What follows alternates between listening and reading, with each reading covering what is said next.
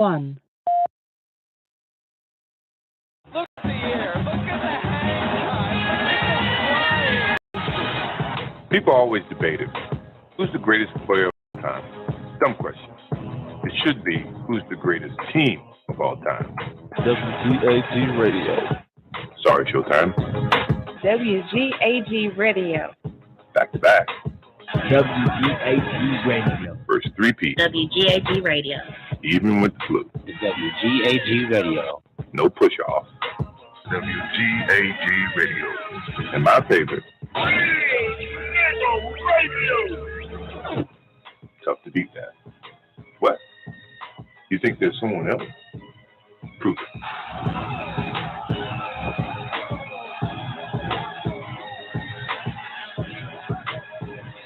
Look at the air. Look at the hang. I'm like, man, where the fuck would y'all go? Y'all ain't got my goddamn ass. You fuck. You fuck. You F-U-C-K-E-D. You fucked. Y'all better goddamn pull it up. You better muster it up. It's all in you, baby. It's not outside. All right, anyway, laws of health. Here we go. Zena, you in the mood? You want to read a little bit, boo? It's 152 verses. Sure, I'll read. Good? Okay. Yay. Y'all give it up for Sister Zena.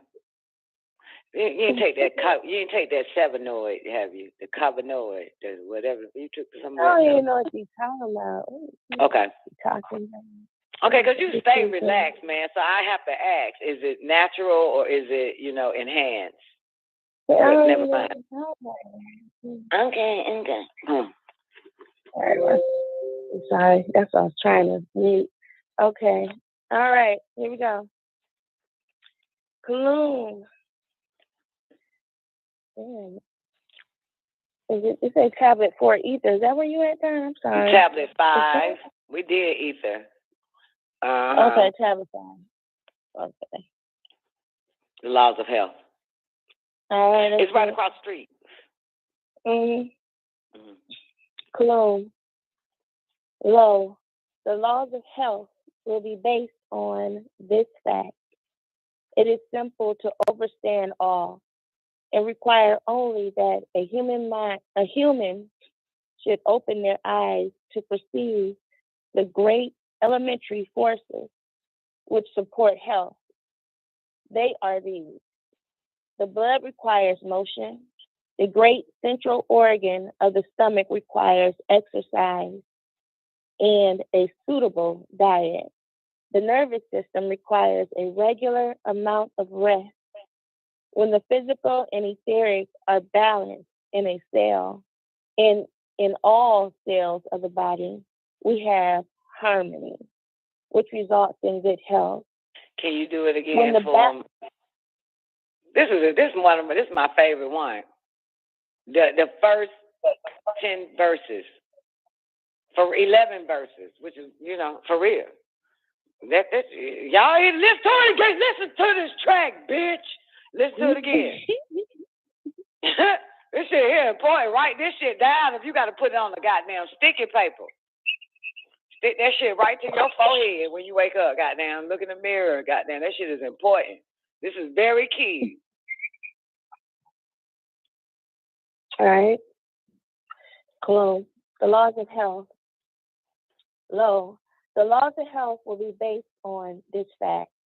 It is simple to understand all. He ain't lying. It's simple. So simple, ain't it? And require only that a human should open their eyes to perceive the great elementary forces which support health. They are these. The blood requires motion. The great central organ of the stomach requires exercise and a suitable diet. The nervous system requires a regular amount of rest. But can we just stop right there? And I know this is so simple because he even says it. It is simple to understand. The blood requires motion. So what the fuck do you need to do? Move. You need to walk. Move that body, move the limbs. Yep. You need to move that body. You need that shit. You need that blood to circulate. It requires motion. Get off your goddamn ass and dance. Shit. Goddamn. Get off your ass and dance.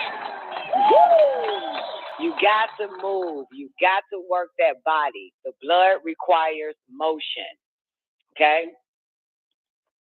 Now we're going to the great central organ. All right. When the physical Great central organ. spirit. Oh, yeah. Okay. Six, Okay. sorry. Okay, verse 6. The great central organ of the stomach requires exercise and a suitable diet. So what does it require? What do your stomach require? Exercise. So walking is first, diet. and then exercise. Exercise. Don't think walking is exercising. Just think of walking is healing. Walk is healing. Okay. You gotta walk, because some people exercise and don't walk. Remember, I was exercising, I stopped walking, diabetes came back, all types of shit came back. So walking is your cure to health, is your cure to illness. So, and then you have to incorporate exercising, because it's in the stomach, right? Mm-hmm. The stomach requires exercise. Mm-hmm. Got it? So you also have to incorporate exercising, okay? So you got to do you some what? Jumping jacks, some jump rope, like Neff do. I can't jump rope. I don't even know how to turn a rope. But that's neither here nor there. But yeah, so you got to exercise, okay? You get your walking in first. I just tell you 5 miles, but if you can do 7 or 8, you're fucking great. You do 10 to 15, you're fucking getting youthful. You're getting younger. You're turning back the hands of time. You go over 10, go about 10. The body starts to get younger and vibrant and fresher and shit. But anyway, yeah. So exercise. So you do your walking, get your walking in, and now you do your exercise. Do anything that can strengthen that core and the heart as well. So cardio, shit like that. If you want to go to, burpees are great. How many of you guys like burpees? I was told by this white bitch a long time ago, she was like, really, burpees is all you need to goddamn do. If motherfuckers just do burpees, goddamn, that's it, because you actually keep working the whole goddamn body. But anyway, a lot of people don't like burpees, but you got to learn to like it. But anyway, now, okay, so you got your walk, and you got your walking and your exercise. No matter what it is, it could be dancing. You know what I'm saying? It could be bike riding, I guess. I don't know. Whatever whatever it is, hula hooping and shit. Get back active like a child.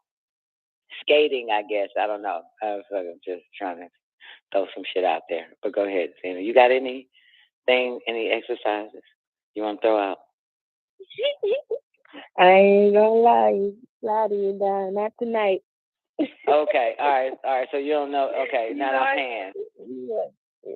Get on the stairs. Exercises. Oh, but you do walk though, right? I be trying to get it in. Yeah.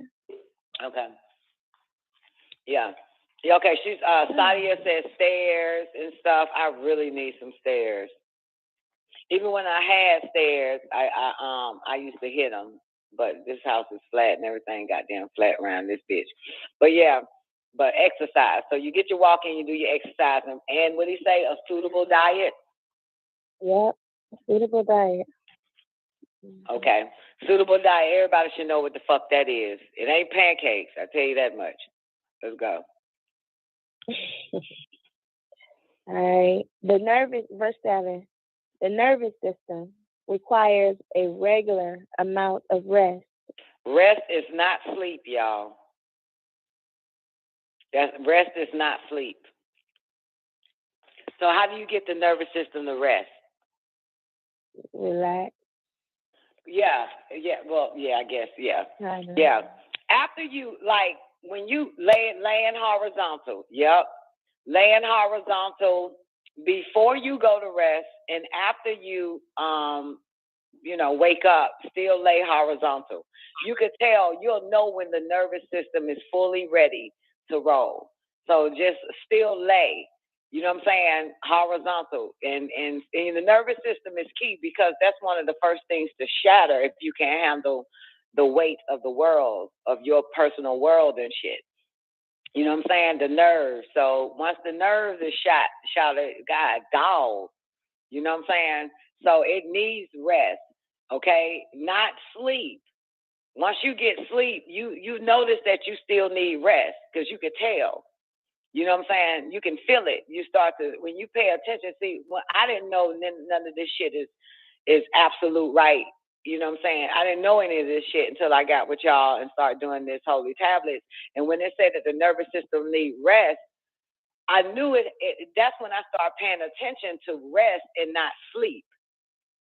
Because you're going to get that regardless. But how to make that thing rest is where I just been mastering. You know what I'm saying? I just been mastering. If I lay down, I'm not sleepy. I'm resting. You know what I'm saying? Shut it all off and just lay the fuck down. Then eventually I go to what they call sleep. And once my eyes wake up from sleep, I still lay there and I check if my eyes are heavy, that means what? My eyes is heavy. It means I still need to keep it closed. I may not be sleepy, but my eyes are heavy. You ever notice your eyes are heavy? So keep your eyes closed and just rest. Now it's time to rest. You did that sleep shit. You know what I'm saying? Moving around, flying, driving cars, whatever the fuck you were going through in that little goddamn doo-doo ass subconscious mind, getting rid of shit. So you still experiencing things while your nervous system haven't rested yet. You know, that's why, if you just lay on your back and just relax, you know, you don't have to wait till nighttime to do that. Just relax. Just give your nervous system a chance to rest. Yeah. That's important. And that's amazing because everything is based on stimulation, being stimulated. You know what I'm saying, Zena? Well, you don't. You have the best life ever because you ain't got nobody but you. So what the fuck? But I'm finally ain't got nobody but me, so I know now. But it was so difficult to pull it off with so many motherfuckers that don't understand the principle or the laws of health. You know what I'm saying?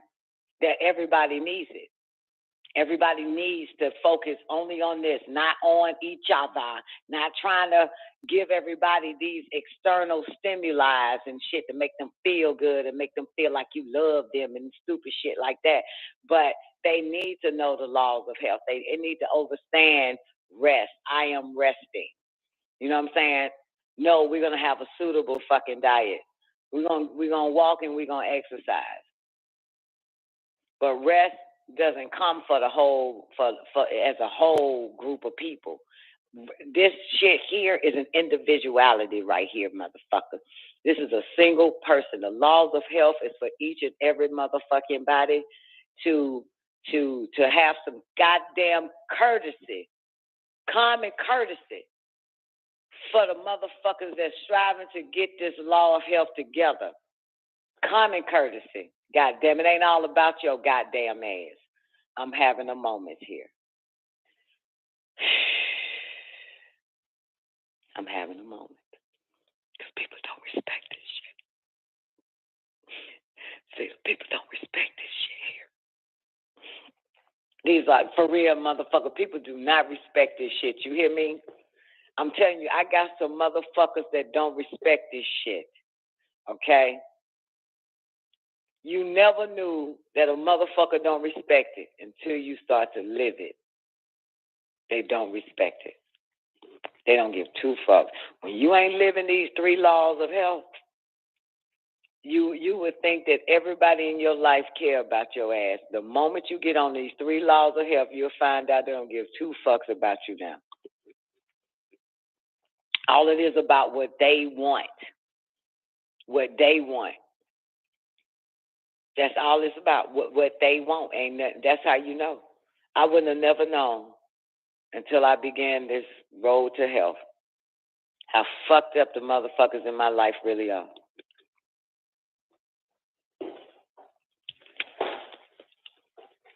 Yeah, you know what I'm talking about?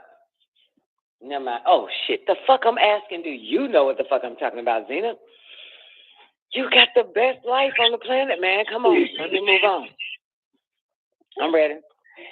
Come on, I don't know some shit, bitch. I ain't met.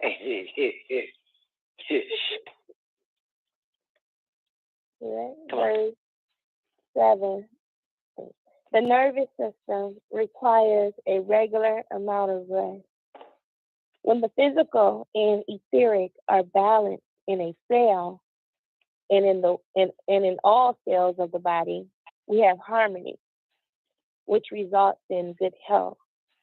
When the balance between physical and etheric life force is upset, and too little of the etheric life force is in the cell and the tissue and the different parts of the body, which depend on a balanced flow of the etheric life force, it will become affected, and you will feel abnormal in some way, and that's when you become ill. It's all about harmony. Not with that motherfucker outside of you. It's with them people inside of you. Get to me again. This shit. Okay. Oof. I get angry with truth now.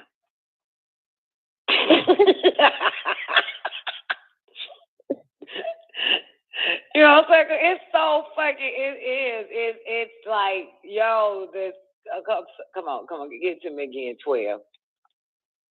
Well, no, my bad. Balance, no, bad. No, 8. 8. When the physical and the etheric are balanced in a cell. When the physical and etheric are balanced in a cell and in all cells of the body, we have harmony, which results in good health.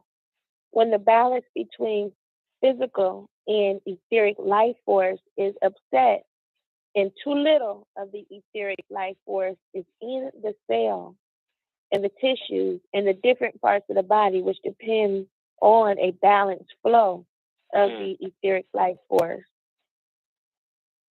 it will become affected, and you will feel abnormal in some way, and that's when you become ill. So that's why he gave us the 3 laws first, right? The blood requires motion, the great central organ, the stomach requires exercise and a suitable diet, and the nervous system requires a regular amount of rest. Yeah, that is in its simplest form how we can keep the cells and the etheric life force balanced and in harmony. Yeah. That's love, baby. That's love. That's love. Yeah. It takes love to pull this off. You have to love that internal beings, those intelligent life forms that inside of you that's keeping you alive. That's what you really need to care about. That's your harmony. That's to make sure they good, you know? That's to make sure every day making sure they good. Don't put off. Don't give nobody love but them motherfuckers. Because once you become ill, only you feel that shit, not the motherfuckers around you.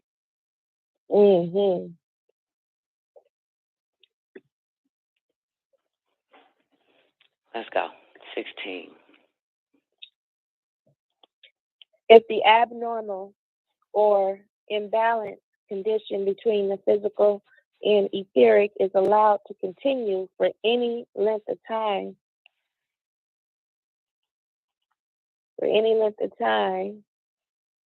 or by any force of circumstances, it cannot be changed very quickly. Not only is the vitality or strength of the entire human body taken away, but the person feels weak and distressed. Many of the cells in various parts of the body will begin to break down into their individual strength.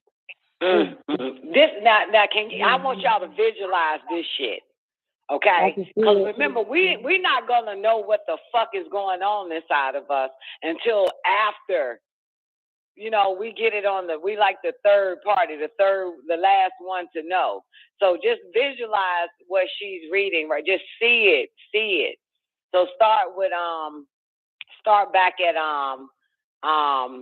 20.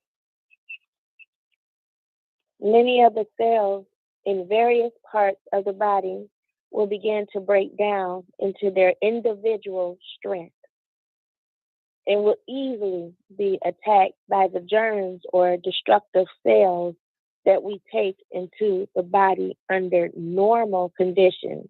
This is what we call family. That's family. That which is inside of you is family. Come on. And if you're not taking care of that family, right, what did it say? They ended up being individuals, and now they're out there being attacked by germs, viruses alone, when they were fighting together first. Come on, Dad. But you ain't doing shit for them, so now they're using their own individual strength and being attacked by themselves. They getting jumped by this white man. Hell yeah, this real life, ain't it? They getting jumped by that goddamn cracker and shit. Whole bunch of them motherfuckers come and show up and just beat the hell out of one nigga. That's what this shit is. Yeah. So the cells need harmony and balance.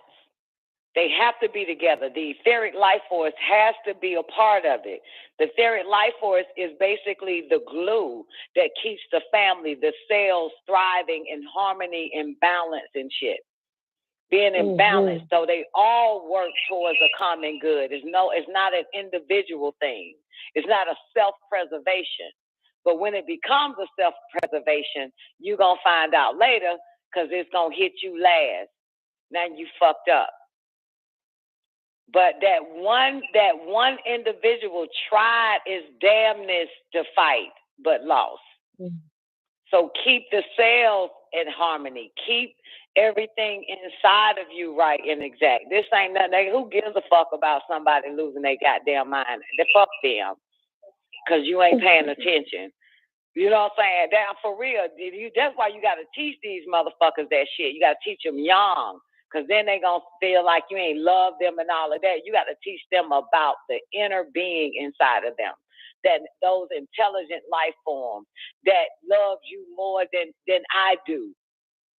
Because it's not about me loving you.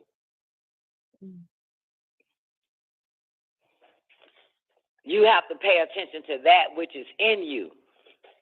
Because really, I could leave a motherfucker and that shit in you could hate your ass. So it doesn't fucking matter. The motherfucker can hate you. Yeah, it'd be like, what's the use? You know, you the one, you ain't treating self right. You know what I'm saying? It ain't if I need to treat you right, the cells are in you saying, fuck that bitch. She ain't treating us right. And the DNA will start saying, the DNA, like the general, DNA will be like, shut all that shit down. Shut it the fuck down. Shut it the fuck down. That's who you need to care about. That's who you need, because we've been getting love, right, from ourselves. How did we make it this far in the enemy's hands? How did we make it this far? Well, all this yellow dye, red dye, number 2, number 3, all these chemicals, bad food, all this. How did we make it this long? You know what I'm saying? At the same time, ignoring that which has really been fighting for us. Your husband ain't fighting for you, bitch. Your children ain't fighting for you. You ain't fighting for them. God damn it, the police ain't fighting for you. Whatever the fuck, God ain't fighting for you. Jesus ain't doing none of that whole shit for you. It's that cells, it's some intelligent life forms that have been fighting, been thriving, been trying to make sure that where they live at is right and exact. And because they don't want to die either. You think your cells want to die? Many millions of cells die every day. You think they want to die? They're fighting for their lives as well. You got to help them fight. You got to help them. You know what I'm saying? You have to play your part because they are in you. They were given to you. Like the Prophet Gibran says, your children come through you, but not from you. Those cells are you. Those cells that are in you right now, them fucking midgets, minions outside of you are not you. Those cells that are in you right now are you. Are you right now?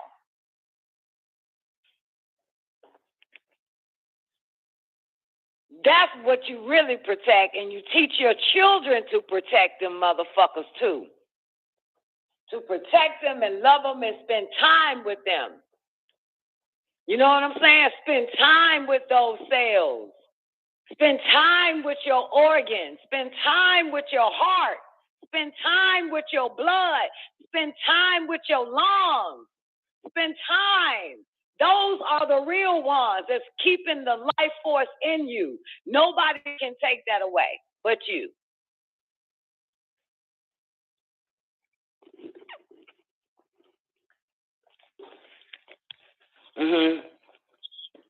Yep.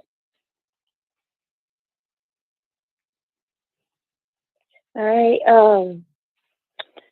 Shit, girl. One more time. Sorry. Okay. No, that was necessary. That's what's up. Yeah, let's do the 19. Sorry. Right. But yeah, no, this shit here for real, man, I was because there. for me too, boo, because God damn it, like, you know, I wasted a good time of my life fucking it up because life is not outside the body. Had no idea until I got a hold to these holy tablets with y'all. I had no idea what the fuck. That's why this shit is so fucking dear to me, because I'm pissed off. Like I said, when you don't fucking know, man, you and yourself and other motherfuckers can run amok in your life. They can run amok. If the ignorance is not fucking bliss. That shit is not bliss. You know how many ignorant motherfuckers laid out right now in the hospital? There's a whole bunch of ignorant motherfuckers on drugs from them son of a bitches. They could barely get out the bed. They could barely walk, need to be flipped over, ass need to be wiped and shit. That's ignorance. That shit is not bliss. That shit is not bliss. That is torture. That's suffering because of their ignorance.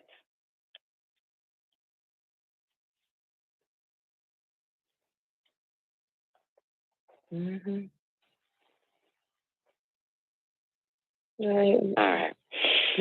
Verse 19. All right. Cologne. But the person feels weak and distressed. Many of the cells in various parts of the body will begin to break down into their individual strength and will easily be attacked by the germs or destructive cells.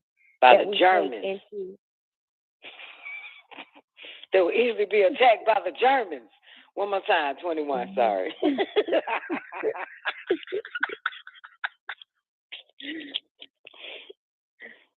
All right, verse 21 will begin to break down into their individual strength and will easily be attacked by the germs or destructive cells that we take into the body under normal conditions. The result is then that these imbalanced cells throughout your bodies become diseased. And the disease of different kinds will break out in some inner or outer part of the body. before you have an opportunity to know exactly what is wrong. Exactly. You get it last. It's a little too late, motherfucker. Mm-hmm. This is the real home. That's why he said the body is your temple. Ain't no mama, daddy, and fucking child. That's a goddamn lie to have you been an external being. God damn it. Shit. I ain't looking for externities and shit, thinking shit got to be fixed outside and shit. What the fuck? Before you have an opportunity to know exactly what is wrong. That's why you don't really want to know what exactly the fuck is wrong. That's why you want to follow the laws of health. It's only 3. It's quite simple. Keep that body in motion. Exercise the stomach. Give it a suitable diet. Nervous system needs to rest. This needs to be done every goddamn day like you do everything the fuck else that you think is important. Remember now, Zena, he got these motherfuckers loving the image of illness. That's why they don't pay attention to health. That's why nobody really gives a fuck about health. They put it off every goddamn day. Give a goddamn reason why. Because they got you loving the image of illness. That's why. If you love the image of illness, goddamn, you gonna be so busy in the image of illness, loving that. So you know it. What that last line say before you even know what the fuck is wrong. That shit there, right there. And look here, we ain't goddamn 12 years old reading this shit. We're not goddamn 40s, 50s, and shit. The fuck? Come on now, shit. The fuck y'all think this shit is? We ain't got time to tell ourselves we'll do it in New Year's. We're gonna make it right by December 31st when the clock strikes 12 and shit. We got no time for that shit. The time is now. To a motherfucker that done got a goddamn car 40 years the fuck old. The time is now, goddammit. The fuck? Ain't no goddamn, ain't no occasion where you want to goddamn eat right and healthy. And now you want to have a suitable diet because you're going to Jamaica or something. The fuck? Or you're getting married or some old stupid shit. Or you're going to your old, ugly ass high school 30-year fucking reunion and shit. Ain't no occasion for that whole ass shit. This ain't no anniversary you give your body. You don't give your body that shit on occasions, motherfucker, like you do people once a year. The fuck? This all you got, and we some poor, broke-ass motherfuckers. We ain't got the technology the billionaires got. We don't have clones, so we can't put them motherfuckers in an accident and take their fucking heart and put it in ours. We ain't got it like that. This is the only car we got, and it's rented to us. Let's take care of it. Come on.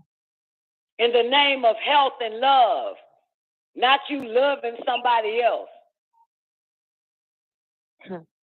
They feel like they ain't got no love from your ass. That's they dumb ass. And if you teach them how to love themselves, that ain't what they want. You know they the devil.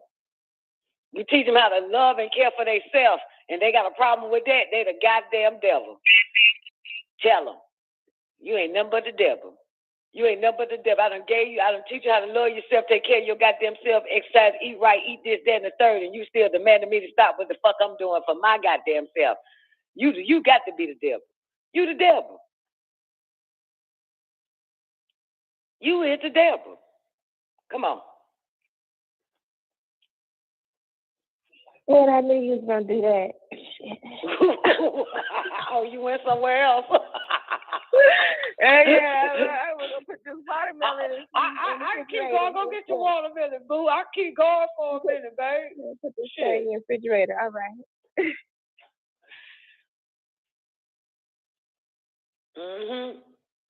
What up, DeBrock? What up, boss lady? Great day, everybody over there in the Lockdown Radio again. Let's dance. You ready? Or you gotta still do the watermelon? I hate these motherfuckers, man. I love me some holy tablets. God damn it, especially Living Soul. This shit just made me go like stronger for myself. Take care of myself, cause ain't nobody else gonna fucking do it. Putting a dick in my pussy today is not taking care of me. Having some man hands on my titties, that is not taking care of me. I just want to put that on record. Oh, but do I miss it? Oh, do I miss that? But I got to move on. But I got to fucking phone. It ain't gonna help nothing. Oh shit. All right. All right, let's get it. Come on. 2 classes of diseases, Germans and shepherds. Come on. All right. Well, I'm sorry. Where we at there? 2 classes of diseases. Oh, 2 classes of diseases. I was looking for German and Shepherd. I'm like, where that at? Okay. 2 classes of diseases. Hold on, verse 26. There are 2 outstanding classifications of diseases. The first, I'm so sorry. It's okay. You got a lot on your mind. You drift somewhere. I get you. All right, let's get it. Cool. 2 classes of diseases. Verse 26. There are 2 outstanding classifications of diseases. The first is that class based upon cold, where congestion of the blood and congestion of nerve energy occurs. Because the normal temperature of the blood has been lowered and it ceases to flow and act in the normal manner. I like this part. I want you to go back because you said so whatever the you have, I would like for you to share your with us. But this is so important because white men say you got colds and fevers, but he says we have colds and hot. The opposite of cold is hot, right? Mm-hmm. Right. And he wants to say fever because he's an ignorant bastard. Okay? When the body heats up, we know what it does. It gets rid of the cold. Mm-hmm. He wants you to lower your heat because he ain't got no heat. Mm-hmm. I just want to put that on record. He ain't got no lit fire in his ass. He is a walking disease. Your body is designed to fight him. That's why it heats up more. Yeah, I hate this bastard. Go ahead.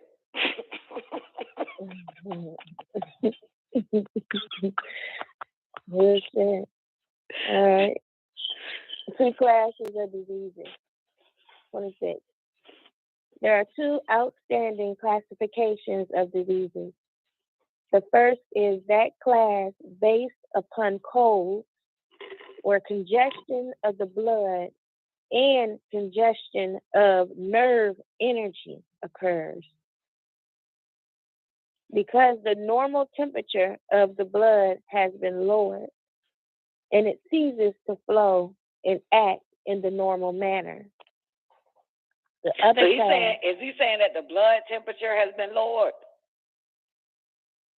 Mm-hmm. That's what it said. Verse 29, normal blood temperature of the blood has been lowered and it ceases to flow. And what does the blood need to be? In motion. Yeah. The blood needs to be in motion. And now it's congested. It's like traffic. It's backed up. It's stopped up. Yeah. Congested. Yeah. And the congestion of the nerve energy occurs. Yeah.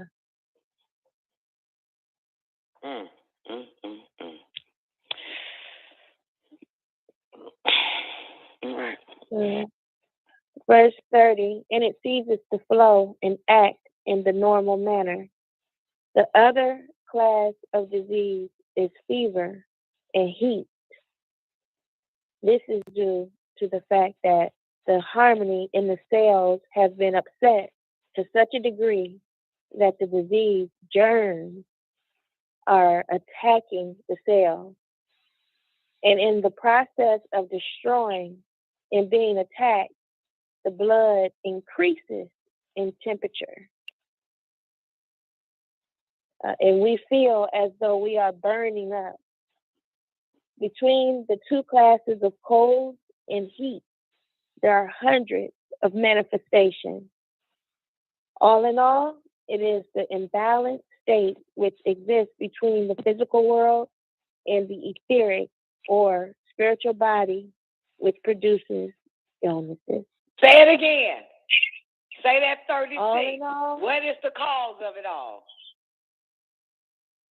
All in all, it is the imbalanced state which exists between the physical world and the etheric or spiritual body, which produces illnesses. Goodness gracious. Now, I'm going to copy this link and put it in another browser and take it back to what he say in the very beginning. Unless you can get there before me. Yeah, or What he yeah, say? I'm there. Which part? Low one. All the way when he explains the etheric body. All right. Low. The law of health will be based on this fact. It is simple to understand all and require only that a human should open their eyes to perceive the great elementary forces which support health. They are these. The blood requires motion. The great central organ of the stomach requires exercise and a suitable diet. The nervous system requires a regular amount of rest. When the physical and etheric are balanced in a cell and in all cells of the body, we have harmony. Y'all heard that? Mm-hmm. The physical and the etheric bodies are balanced in a cell, then we have harmony, which results in good health. Mm-hmm. 12. Mm-hmm.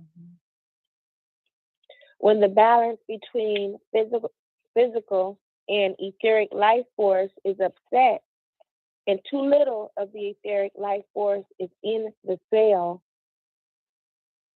and the tissues in the different parts of the body, which depend on a balanced flow of the etheric life force, it will become affected, and you will feel abnormal in some way, and that's when you become ill.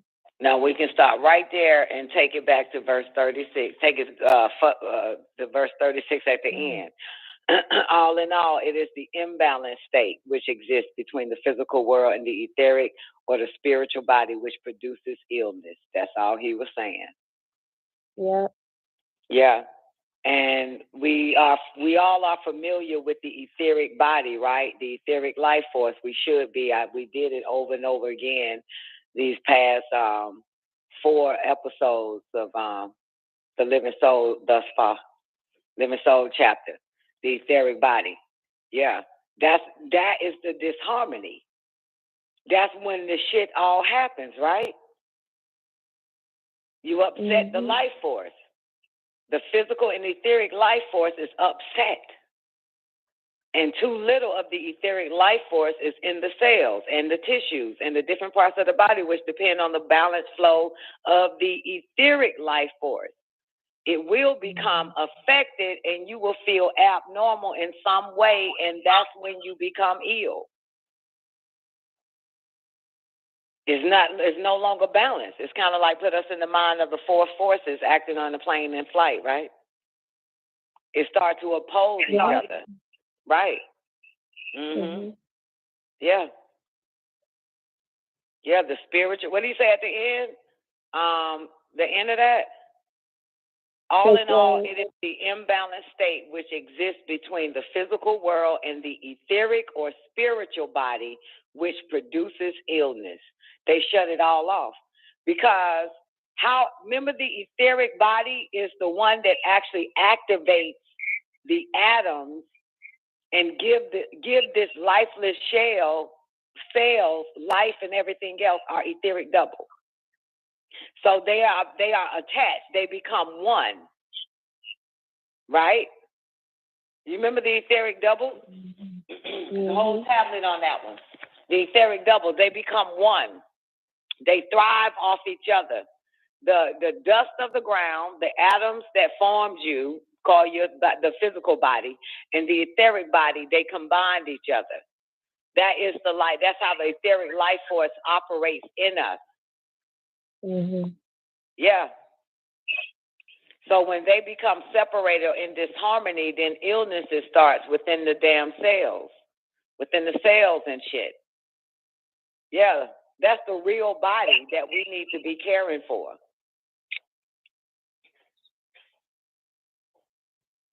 Because it's inside of us. It's not outside of us.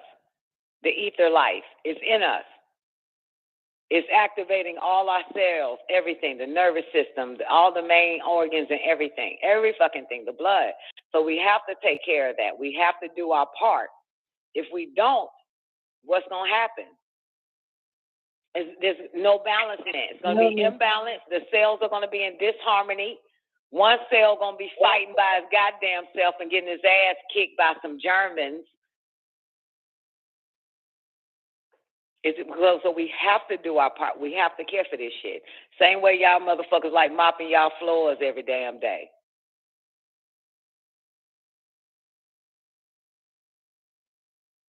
Anyway, that'll get you later. Let's go. That'll come around later. All right. Power of vitality. Sorry, excuse me. Power of vitality or energy. Verse 37. Each blood cell must have a well-balanced power of vitality.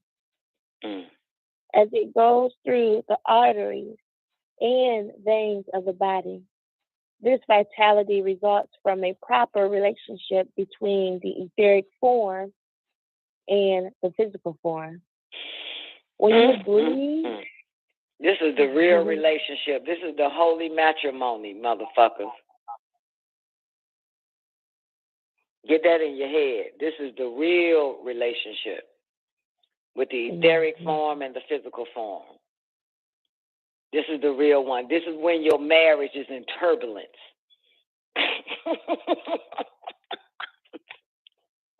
This is when they about to divorce each other. Your ass about to die. Goddamn, because your ass ain't paying attention. You the glue that's supposed to help keep these motherfuckers together, the etheric form and the physical form. 39, one more time. Wait, 37, sorry. Each blood cell must have a well-balanced power of vitality. As it goes through the arteries and veins of the body, this vitality results from a proper relationship between the etheric form and the physical form.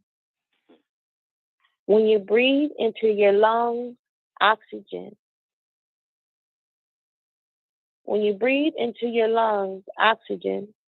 This is physical. On the other hand, there is something else that is in the air, which gives you life and vitality. Enu, Elion, Elion, El, the Most High, the highest, puts it there. It is a spiritual life force called the divine breath. The divine breath.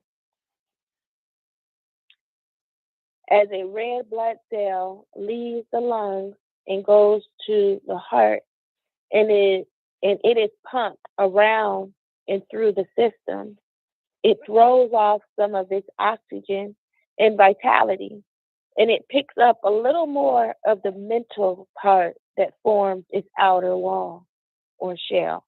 One more In time. this When the way, red blood cells what? Leave the lungs. Let's follow this. okay, the divine breath. As a red blood cell leaves the lungs and goes to the heart, and it is pumped around and through the system, it throws off some of its oxygen and vitality. And it picks up a little more of the mental part that forms its outer wall or shell. In this way, it strengthens itself in the physical sense, but it revitalizes itself as far as the life force is concerned, in that the life force is relinquished. Okay. Sum it up for me. Unless you want to read it again. What, huh?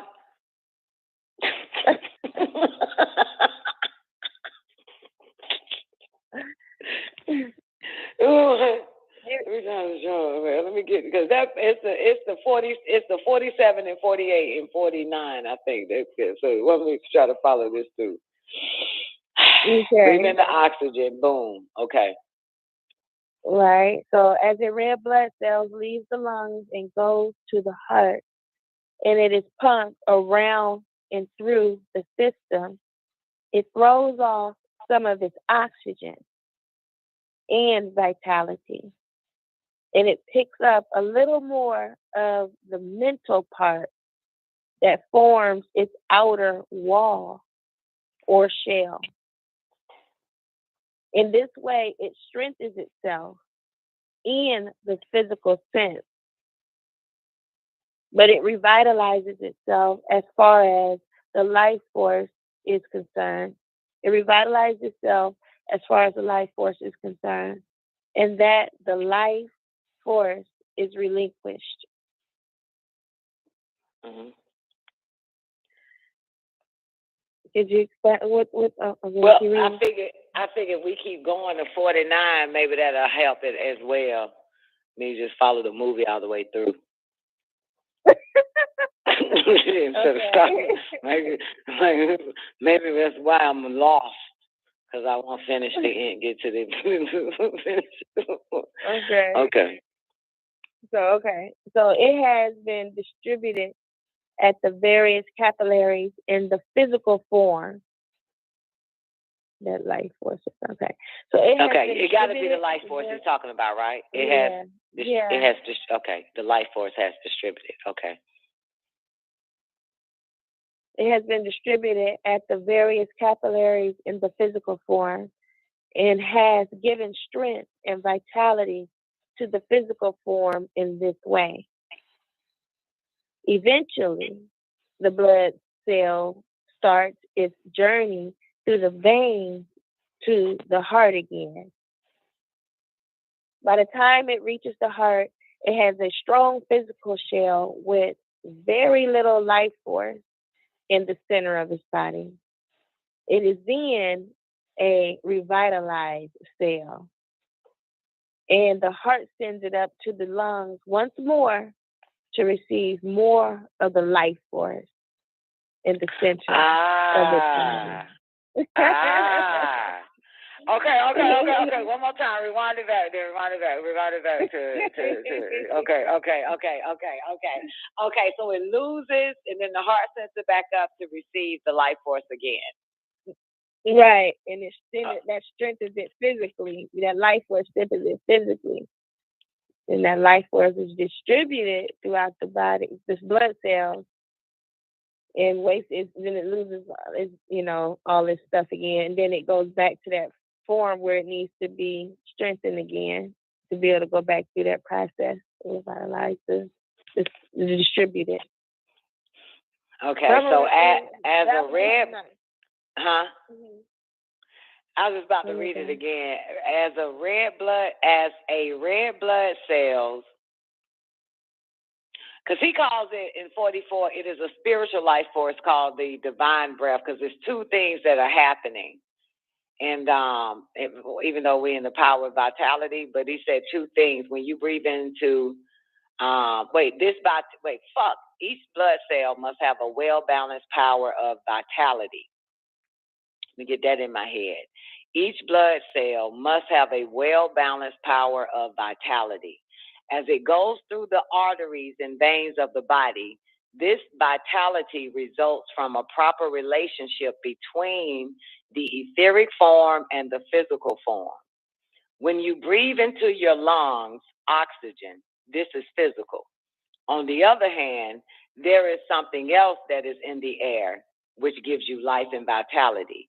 It is a spiritual life force called divine breath. As red blood cells leaves the lungs and goes to the heart, and it is pumped around and through the system, it throws off some of its oxygen and vitality, and it picks up a little more of the mental part that forms its outer wall or shell. Got it.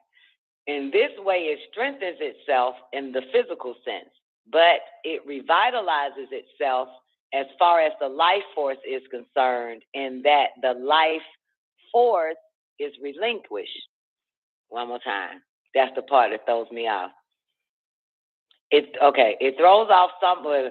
As a red blood cell leaves the lungs and goes to the heart, and it is pumped around and through the system, it throws off some of its oxygen and vitality, and it picks up a little more of the mental part that forms its outer wall or shell. In this way, it strengthens itself in the physical sense, but it revitalizes itself as far as the life force is concerned. Okay. It revitalizes itself as far as the life force is concerned, in that the life force is relinquished. It has distributed at the various capillaries in the physical form and has given strength and vitality to the physical form in this way. Eventually, the blood cell starts its journey through the veins to the heart again. By the time it reaches the heart, it has a strong physical shell with very little life force in the center of its body. It is then a revitalized cell.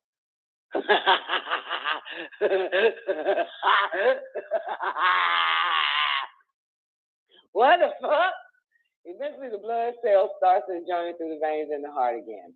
But by the time it reaches the heart, it has a strong physical shell with very little life force in the center of its body. It is then a revitalized cell, and the heart sends it up to the lungs once more to receive more of the life force in the center of its body. Okay, because it has a little life force by the time it gets to the heart, then the heart sends it up. Now it got a little bit more life force. Okay. Woo! Shit. When I say okay, don't mean I got it. I just don't want to waste y'all time. I'm ready. 54.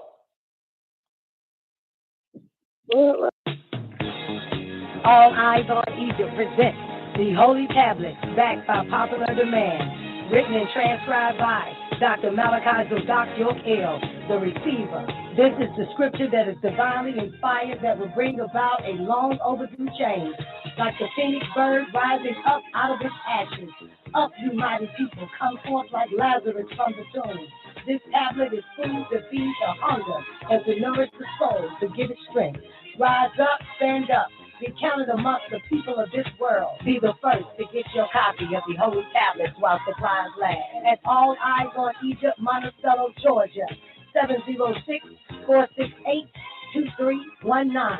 Tune in to the El Holy Tablet Show every Friday and Saturday night at 9 p.m. Eastern Standard Time on WGAG Radio. Begin all prayer in thinking by using El Qudus, the All. Prayer of the answers. O Heavenly One, the Most High, who is sustainer of all the worlds, we do accept the duty you have laid on us to clean up the filth made by that west. It is non-committing food. O my sustainer, we beseech you to keep your hand over us, to control the streams of the forces of our lives. Our sustainer, if we do wrong, please show thy divine blessings and forgiveness on us. You are the only one that can raise us, true followers of the news bearers. And in thy name, we carry on an anthem for all.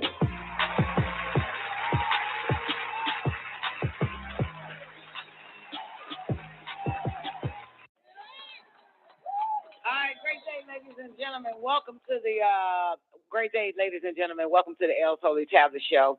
It is Friday night. That's the new time at 9 p.m. live on WGAG Radio. Great day to all the callers tuned in. The call-in number is 425-569-5274 or 515-605-9828. And I'm dropping the link right now for those who want to use it. It's a free dial-up. You know, you just click on it, refresh if you don't see the direct connect button highlighted, and that'll get you in on the call lines. And you got the cute little number pad and all that type of stuff, and you hit one if you want to talk or just enjoy the show on the call lines. Special shout out to everybody over there in the after party. That's our 24-hour voice-activated chat room. It is on PalTalk.com. Just type in the search the after party, you'll find us there, or type in the search Don Nicoleon, and that's where you'll find us at. 24 hours a day, baby. Great day to everybody over there in the after party, man. One time for Zika. What's up, Zika? Zika Bug in the building. Bar L. What's up, baby? So shout out to my lady She-Dot Mechanic. What's up, boo? Y'all show some love to Justice 2300. Just log the fuck off. No, you didn't. You L. Miss Hudson, great day to you, babe. Hope all is well. So shout out to the one and only Nefertiti surviving the game. Great day, Nell. Hope you and the girl, your daughter and your sons are doing fantabulous. One time for Sister Zena. Two times for Sister Zena. Great day, Zena. Special shout out to Sweet Oshun over there in the after party. Jay Jiggle. Great day to you, babe. Cross street real quick, man. Take my ass over here to Lockdown Radio again. That's where we stream into this channel on YouTube, Lockdown Radio again. That's all one word. Subscribe, like, hit the bell button, click all. You'll be notified, you know, when we go live. And also, don't forget to comment on the show. Leave a comment, please. Goddamn, shout it. So hard to do that shit. But anyway, great day, boss lady, young, black, and ambitious. It is a Friday night, baby. El Holy Tablet Show night, man. Back to the beginning, season 4, episode 39. We're in the Living Soul chapter. That's where we at. That is tablet 6, the reproductive process. Y'all heard a little bit of the laws of health for the first hour. You want to hear the whole show? It's on YouTube, and it's also WGAG Radio on Facebook and blogtalkradio.com/WGAG-radio. It's on Blog Talk as well. And so you can actually refresh or rewind and take it back to last Saturday's show, which was the laws of health. Special shout out to Zena for giving us an awesome read for last Friday. But anyway, man, we about to get into this, the reproductive process. All right, I'm going to drop another link for y'all just in case you want to play with it. And it's right on the page that we're at. It's the 3rd edition of the L's Holy Tablet Show. It's the 3rd edition of the L's Holy Tablets on page 714. That's the page we on. And also it's the, what is it? Chapter 5, I think. No, let me do it again. Yep, tablet 6. Okay, let me start all over. The Living Soul, HAAYUH, RAWUH, the Living Soul. That's chapter 7, tablet 6. In the 3rd edition, the page is 714. But we are moving right along with this L's Holy Tablet Show, shouting. I gotta let y'all know that, man. We are doing it. Awesome. It's as wow. Let me bring in Sister Zena to the show. Great day, Zena. How you doing? Hey, great shadow, man. Great shadow to you as well. Mm-hmm. You want to say it again? Because people can't really hear you. You want to tell them great shadow, everybody. All right, great shadow. Okay. Huh? All right, so, huh? Nothing. I just said boss lady. What's good? Oh, okay. God damn, bitch, you need to stop sounding like you in the bedroom with the lights out playing with yourself. Can anybody hear that? What the fuck? I ain't know what the hell you were saying, man. God damn. What?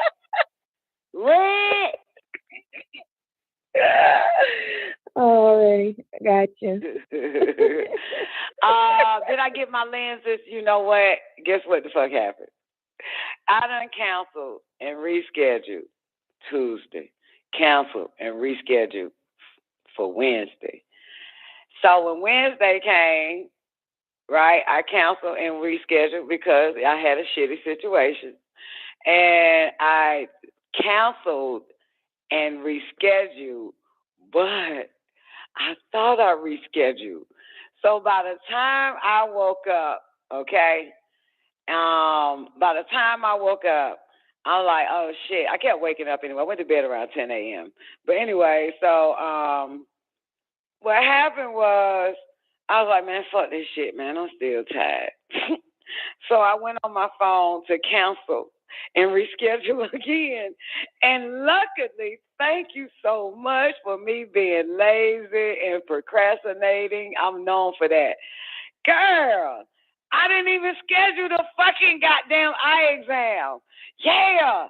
Can you imagine if my ass would have really woke up, washed my ass, got dressed, did all that shit, drove 45 fucking minutes to that bitch, and yo, for real. For real, see, procrastination, being lazy, changing your fucking mind. I'm telling you, that's a balancement in life. Because other than that, motherfucker, you would have wasted your goddamn time, shouted. Yo, I was like, oh my God. I went on that bitch. It was like nothing scheduled. I'm like, what the fuck? Yeah. So I thought I could have sworn I scheduled, but I didn't. I thought I scheduled, man, just doing the same shit over and over again and shit. Anyway, so yeah, I'm gonna make sure I get it done. When the strong beginning starts, I'll shoot for it again, man. Anyway, but thanks for asking, Twank. Thank you. That means a lot. You know what I'm saying? That really means a lot. Dumbass thought I was going to see a doctor about diarrhea. I said, nigga, bitch, I was taught by the best. The fuck I look like saying one of y'all that been taught by the white man. I said, Doc, that shit makes no sense. That shit makes no sense. I said, man, that's like a motherfucker taking laxatives and then shitting all day and then saying, I don't know what's wrong with me. Let me go to the doctor. You know what the fuck you did. So you already know the effect from what you did. So goddamn, doc, that makes no fucking sense. Thinking I'm going to some damn doctor because I literally induced my shittiness. The fuck, that makes no sense. Man, the fuckers are ignorant, man. God, dog. You done actually, you thought the wrong, nigga, you is stupid.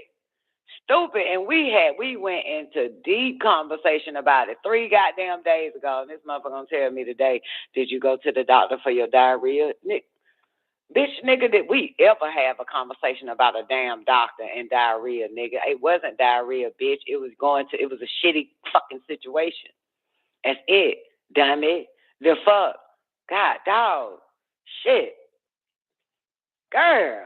That's why you can't tell everybody everything, man, because I don't know what the fuck the white man let they little super number, the subconscious, you know what I'm saying, how they able to receive that shit. They so fucking stupid. Like, it was like the nigga was kind of fascinated, you know what I'm saying, like, damn, finally the bitch is miserable, and now she got to go see a doctor or some old shit. No, motherfucker, I'm healthy because I don't see one, okay? I don't goddamn trust no motherfucking body but right knowledge and my higher fucking senses. Period. Motherfucker. Period. The fuck? Trust no goddamn body. The fuck I look like? Trust these motherfuckers. Like, oh, who the fuck gonna go to the doctor because they been shitting? Who the fuck does that shit? What's the problem? Because they stupid. Because they fucking dumb as fuck. Because they stupid. And probably just for real, it's just ridiculous, man. They have created everything that's right with you is wrong. So that way you can always be dependent upon them son of a bitches. You know what I'm saying? Yeah. Yeah, everything that's right with you is wrong. So you can goddamn sit your ass in a fucking waiting room to be seen. That shit makes no goddamn sense. People are fucking mind gone. They can't think. The question was asked, what is wrong with the world today? People just don't think. And like Obama said, these motherfuckers don't think, so we might as well think for them. That's what Obama said. These fucking mortals all over the fucking world and shit don't think, so we might as well think. I'll never let a motherfucker think for me. Never. I have, and that shit don't turn out right. I had to start thinking for my goddamn self. Ain't no way in hell. Every time a motherfucker thought for me, girl, I end up hitting a brick fucking wall. Get you no fucking well. Anyway, people just don't think. They under mind control, so it's led them to go straight to the enemy. And that's on. No matter what the fuck going on, it led them to call the enemy. Yep, call us. Call your enemy. We won't help you, though. We will fuck you up worse. Okay. All right, so we get into the reproductive process, tablet 6 in the El Holy tablets. It's chapter 7, HAAYUH, RAWUH, the living soul. All right, chapter 6, the reproductive process. Sexual reproduction is the union of two cells to form one or more cells. Did y'all know that shit? Sexual reproduction is the union of two cells to form one or more cells. This one formed cell then grows into a new living being or beings. The organs of the reproductive system may be divided into two groups. I'll do it again. I got distracted. Start thinking about the last shit I just said. Gloom. Low. Sexual reproduction is the union of two cells to form one or more. This one formed cell then grows into a new living being or beings. The organs of the reproductive system may be divided into two groups. The gonads, which means the male and female sex organs, and the testes and the ovaries, in which they produce egg cells or oocytes, which is a cell from which an egg or ovum develops by meiosis. A female gametophyte. I left the T out. Gametophyte. Okay? In which that produces germ cells called spermatozoa and hormones called testosterone, estrogen, and progesterone. Let's do that again, boys and girls. It's the L's listening. Great day, Twain. Damn, I ain't say great day to you. I hope the L's is listening. Great day, L's. Okay, let's take it from the top. Sexual reproduction is the union of two cells to form one or more. This one formed cell then grows into a new living being or beings.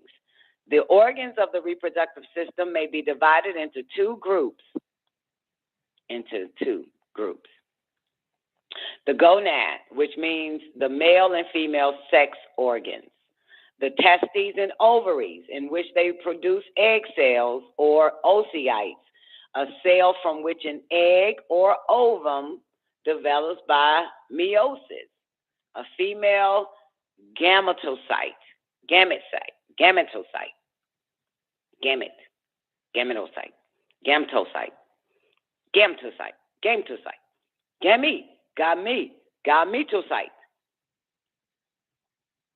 The testes, do it again. The gonad, the organs of the reproductive system may be divided into two groups. The gonad, which means the male and female sex organs. the testes and ovaries, in which they produce egg cells or oocytes, a cell from which an egg or ovum develops by meiosis, a female gametocyte, in which that produces germ cells called spermatozoa, and hormones called testosterone, estrogen, and progesterone. So, did you hear that? This is very important. Let's take it back up. I know y'all gonna sleep on this because all y'all give a fuck about something else. Let's do it again. The organs of the reproductive system may be divided into two groups. The gonad, which means the male and female sex organs. The testes and ovaries, in which they produce egg cells or oocytes, a cell from which an egg or ovum develops by meiosis. Meiosis is a female gametocyte, in which that produces germ cells called spermatozoa, and hormones called testosterone, estrogen, and progesterone. That is all in the female. Spermatozoa, gametocytes, meiosis. Okay? All that is female. Everybody clear? Everybody clear? What up, Jay Jezzo? Everybody clear? Let's do it again for the female. The organs of the reproductive system may be divided into two groups. The gonad, which means the male and female sex organs.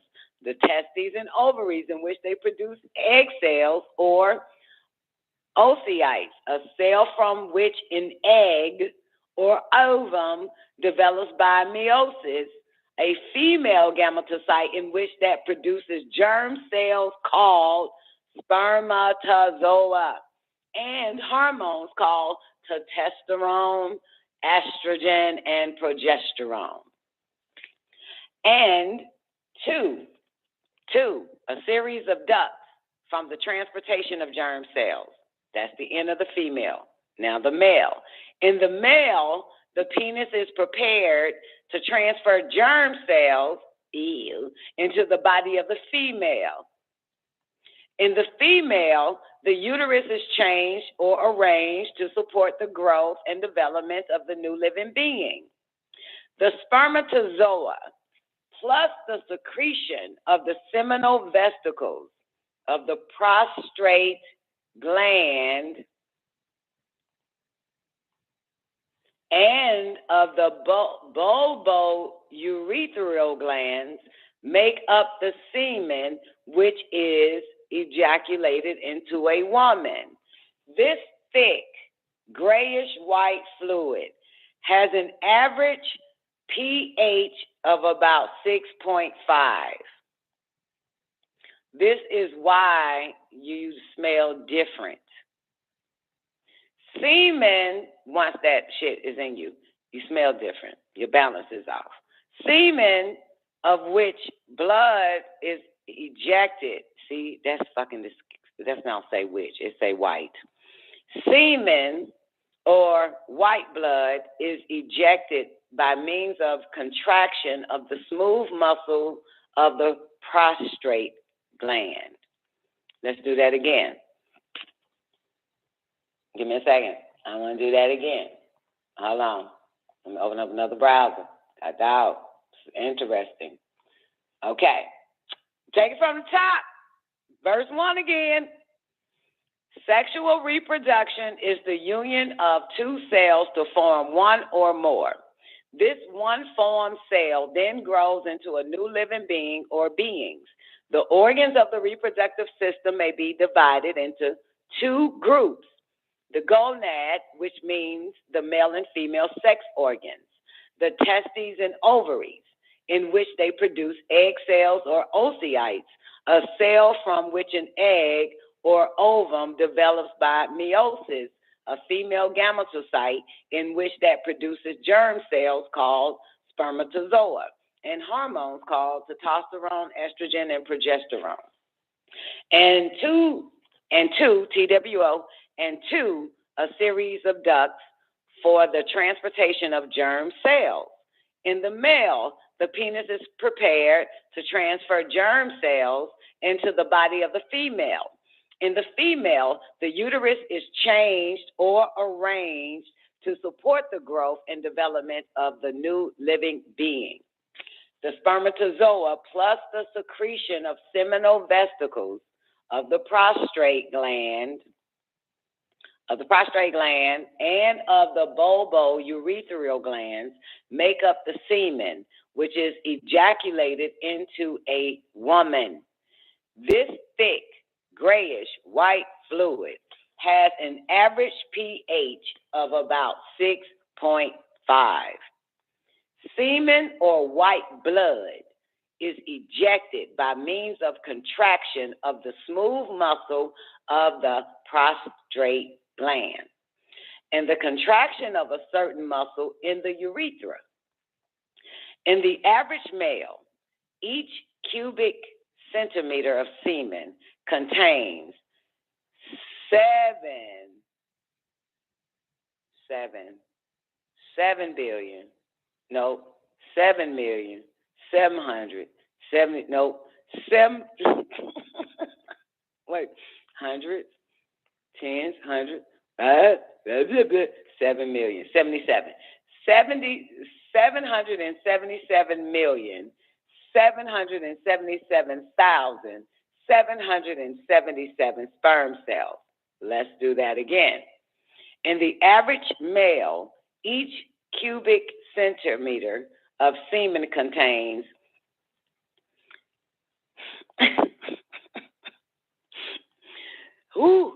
let me do it again. Hold up. That's 7 million. That's 77 million. That's 700 million. Okay, let me do it again. 700 million. And in the average male, each cubic centimeter of semen contains 777,777,777 sperm cells. However, only one spermatozoa can fertilize an oocyte or an egg, and all that is left, the remainders will disintegrate. The fertilized egg reaches the uterine cavity. I'll do it again. The fertilized egg reaches the uterine cavity in about 27 hours after fertilization. Do y'all get that? The fertilized egg, once that piece of shit done got his ass in the egg, then it goes to the uterine cavity, and that takes about 27 hours after the sperm so-called fertilized it. The frontal sinus is, that's why they call it the morning after pill, so it can prevent the egg going into the uterine cavity. That's what they did, didn't they, J1? Yeah, because once that son of a bitch, 27 hours later, you feel me, it takes about 27 hours for the egg, the fertilized egg, to go into the uterine cavity. So if you fuck that nigga, no, women don't fuck him in. Once he fucks you and throw up that white blood shit inside of you, you get up, you supposed to take a piss first, and then take the goddamn pill, just in case, because you don't want that shit to happen. Matter of fact, you don't even want, no limousine or Pinto parked in the garage no more. Now, so here's what happens, okay? The fertilized egg reaches the uterine cavity in about 27 hours or 27 hours after fertilization. The frontal sinus is the cavity located between the eye. This is the sinus which accumulates mucus between the eyes. Women who are pregnant have a lot of sinus problems, and especially during the first few months of pregnancy. And this is because she has a lot of mucus built up in her sinus cavities, which are responsible for sifting the particles so that they may be regenerated as flesh. I just want to put on record, I had no mucus problems. This process takes place in what is called the sinus erectus, which is a cavity located outside the cerebellum region of the brain. Each follicle of hair has its own nerves, which are connected to the brain. These nasal hairs filter particles that are breathed in. Each particle is energy. The fertilized egg is nourished during its passage from the fallopian tube to the uterine cavity by the secretion of the mucous membrane lining the tube.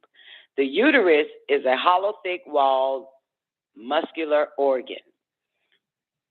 Its cavity communicates with those of the fallopian tubes above and with the vagina below. The upper portion of the uterus is called the body, and the lower constricted portion is called the cervix. The portion of the body above the entrance of the uterine tubes is referred to as the fundus, which simply means the upper part of a hollow organ from the embryo stage of a fetus. The mucus helps to shape the body. As the baby takes form, a gland called the Aorotic Gland, which lie one on either side of the aorta in the region of the inferior mesenteric artery, develops. The Aorotic Gland measures about 1 centimeter in length. By the 6th month of development, the Aorotic Gland is at full development. It helps the baby continue to develop its physical composition. The baby can will its own death and cause the gland not to continue to develop. This gland will cease to function, thereby causing what you call stillbirth.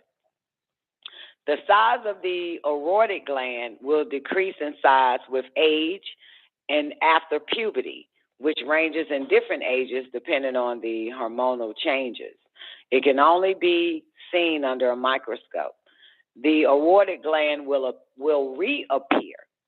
The Aorotic Gland will reappear within 48 hours before a person dies. How about that? And it brings on the setting in of the rigor mortis process. So it goes away and come back 48 hours before you die, the Aorotic Gland. All right, and it brings on the setting in the rigor mortis process, which is the temporary rigidity of muscles occurring after death. Wow. The kidney and the liver. This is important. The kidney and the liver works together to cleanse the body of its liquid impurities. The liver filters poisons from the blood, and it is the largest gland in the body. It lies across the width of the abdomen at the lower margin of the ribs on your right side. The liver has many functions which are important in the body, including the production of bile, a bitter yellowish liquid necessary for the complete digestion of fat. Bile is about 98% water. Among the solid substances dissolved in the water are bile pigments, which give the bile a golden brown color. Also in the bile are bile salts, SALTS, which emulsify the fats in the small intestine. This is a necessary step before the fats can be broken down into fatty acids and glycerol. About a pint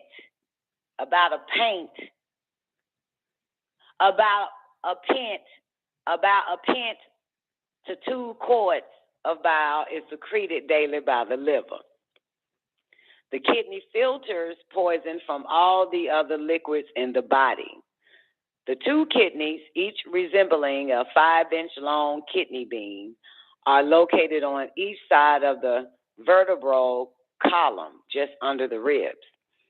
2 large arteries, the arteries pertaining to the renal or the retinal organ, liver, deliver about 1/4 of the blood discharge from the heart into the kidneys.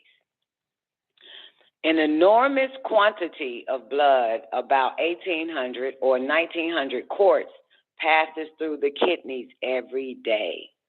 The kidneys filter waste, substance, excess water. The kidneys filter waste, substances, excess water, urea, mineral salts, and other products from the blood. They return the blood to the heart through two red node veins.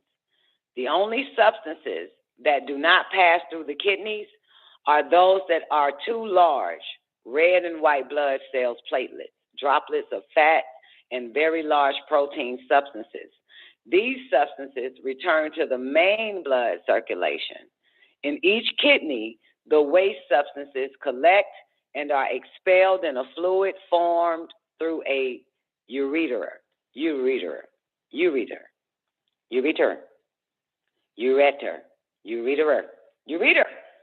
Every day, the blood produces about 2 quarts of urine. That's wild, right? Now, the lifespan of a human being. The lifespan of human beings can vary from the death in the womb to no more than 120 years. That's the lifespan. The supreme being or soul of the human being would live to the equivalent of 1,000 earth years. For every 1 day for the Anunnaki of the 2,100 years, that would mean that there are 365 days in an earth year. Let me take it back up to the lifespan of a human being. The lifespan of human beings can vary from the death in the womb to no more than 120 years. The supreme being or soul of the human being would live to the equivalent of 1,000 earth years. For every 1 day for the Anunnaki of the 2,100 years. That would mean that there are 365 days in an earth year based on the movement of your planet around your sun. Each year of that would be 365,000 days at 1,000 years per one of those. 365 days of your 365 days, day year. Okay. Now, so then you multiply 365,000 times 120 years, and the answer is 48,800,000 years that each human being's soul lives, not your body. Each human being's soul lives 43,800,000 years if a human has a soul. Yeah, that's powerful. The actual manifestation of the opening of the seventh seal was the sighting of the six-pointed star. Okay. If there was, it was there. Oh, let's do it again. The actual manifestation of the opening of the seventh seal was the sighting of the six-pointed star. It was there that those Anunnaki listened to his diabolical plans to overthrow Michael. He seduced them with his disagreeable suggestions. Some of the jinns repented, and Anu, Elunel, the Most High, forgave them. They became protectors of the gate of God, the enclosed garden of delight, and the ark of the tabernacle. They are the 4 beasts of hideous forms from Salat. They protect the 23 elders. One has the face of the disagreeable in the form of a male living being. The next has the face of a lion with the nature of the disagreeable. The next has the face of a bull with the aggressive nature. And the next has the face of an eagle having a treacherous nature. After the defeat of Shakar and his army, the Anunnaki divided according to the nature of their creation. They were the Anunnaki Garubat, who fought against Michael. They were created of poisonous smokeless fire, the amberlight. Then there were the Anunnaki Sarufat, who remained loyal to Michael. They all came together from all the points of They all came together from all the points in Elyun, all the planets of the Father constellation before the birth of the planet Earth, and were created from the pure illuminating violet light that shrouded their beloved angelic ruler Michael, when in his state for his green essence, when his state for his green essence is of the physical state, the life force of vegetation. These Anunnaki began to live separately according to their nature.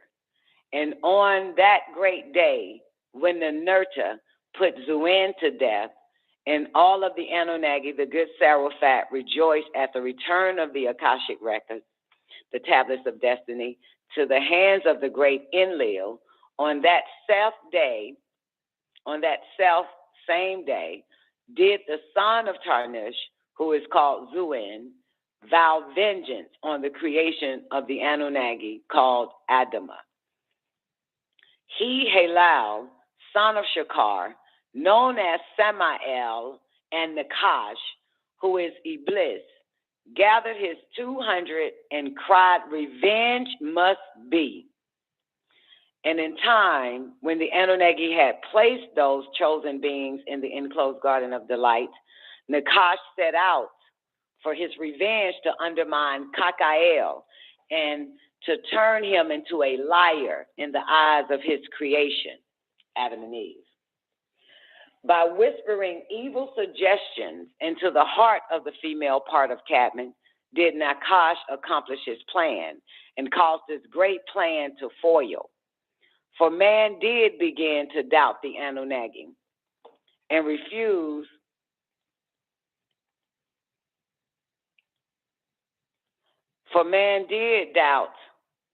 begin to doubt the Anunnaki and refused to give the third part of himself into their trust. Thus man fell from the grace of the Anunnaki and into the clutches of Nakash, who is Iblis. This Nakash vowed to alter all the deeds that appear disagreeable and make them appear agreeable to the seed of this third son. Cadman, who was once in the image and after the likeness of the Anunnaki, being both agreeable from his father Atum and disagreeable from his mother Lilith. Thus, it is said, now Cadman has become like one of us, to know his agreeable side and his disagreeable side. When at first, like a lion raised with sheep, he knew only one side.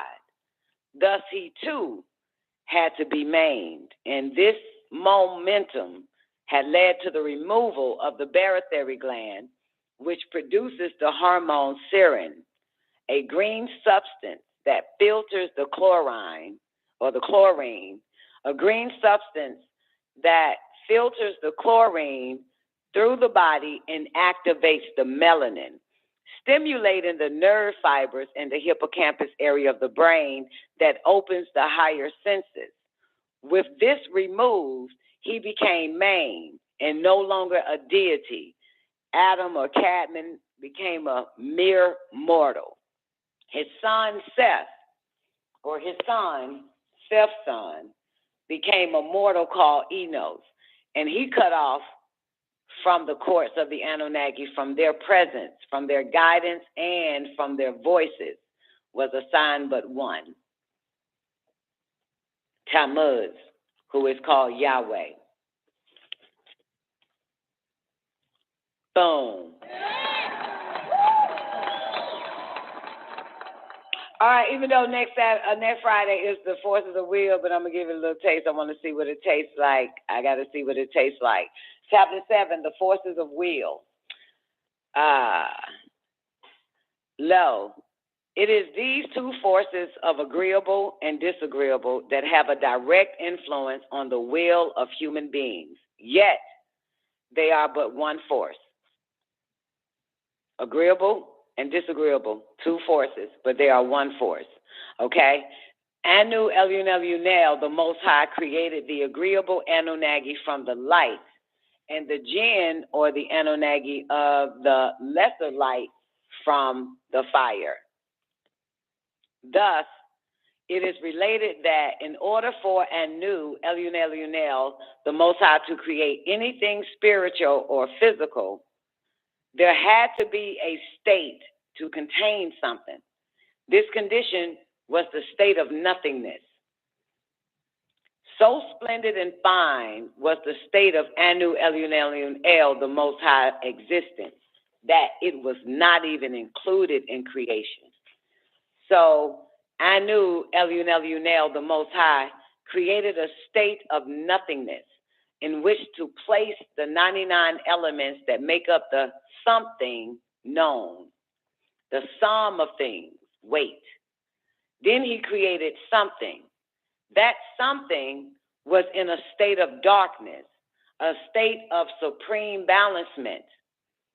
One of the first things which Anu Elunel, the Most High, the highest, created inside the darkness was light in the darkness.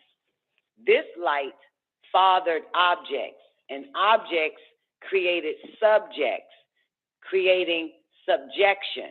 When the light manifested in the darkness, it became the name of Anu, being he fathered light. In time, light gained a purpose that was in opposition to the very darkness in which it was created. In due time, that light wanted to rule the darkness too.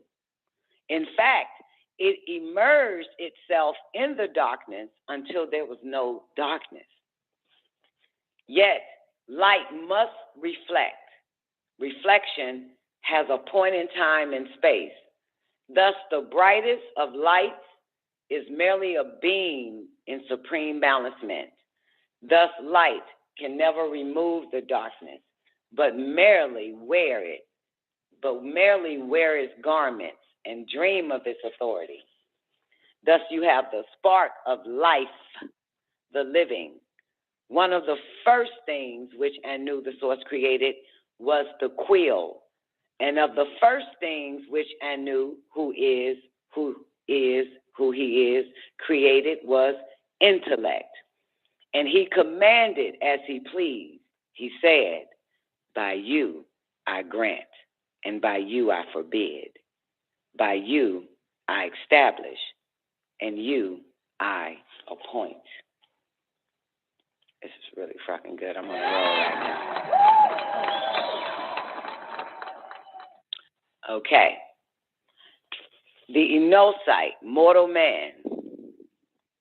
Lo, all of you children of Nuwapu, who have embarked upon the name Nuwapian. I, your master teacher, who you know as Naya Malachi Zodak York El, have been sent to you to break the spell. I am about to impart upon your mind the mechanics of what you call the master organ, or simply the brain, which works with the mind. Know that your mind has a special gift given to you by your ancestors, whom I call your descendants, for they came down to you from above. They are called Anunnaki, who are the Elohim, and Al-Mala'ikat, the angelic beings, the ruler of which is Al-Maluk-ul-Maluk, who is Anu, called El-Elo, or Anu, or Allah, and Yahuwah, or Theos, or God to many. All within the El Kalum, the all. Within the confines of these pages, you shall embark upon the knowledge of the mind, in which is working with the brain and the nervous system, 3 out of your whole body and being. The brain is one of the most intricate of organs within itself, and it was created by El Elo, the Most High. This knowledge, which I am giving to you, has never before been taught to you by any. Remember, my dear Nuwabian, with right knowledge, you can receive right wisdom and a right understanding over all. This is the science of your way of life, Nuwapu, which is the Mila of the Anunnaki, the Elohim. Let me begin by giving you the nature of the Mem, who is the mortal man, the human being, known as the Enosites. The children of Enos, the son of Seth, who is called in tones Sheath, and in rhythm Sheaith, and his wife Klimala. O ye children of Enos, know that ye all have failed from being to supreme being, to human being, to human, to man, to mortal, to mammal. Don't fall any further, my children. Study this small scroll. When the Enosite searches for happiness, they invariably turn to external objects and events for satisfaction. They merely think, if I can just have that car, or if I were just able to get that job, or if I only lived here or there, then I would be happy.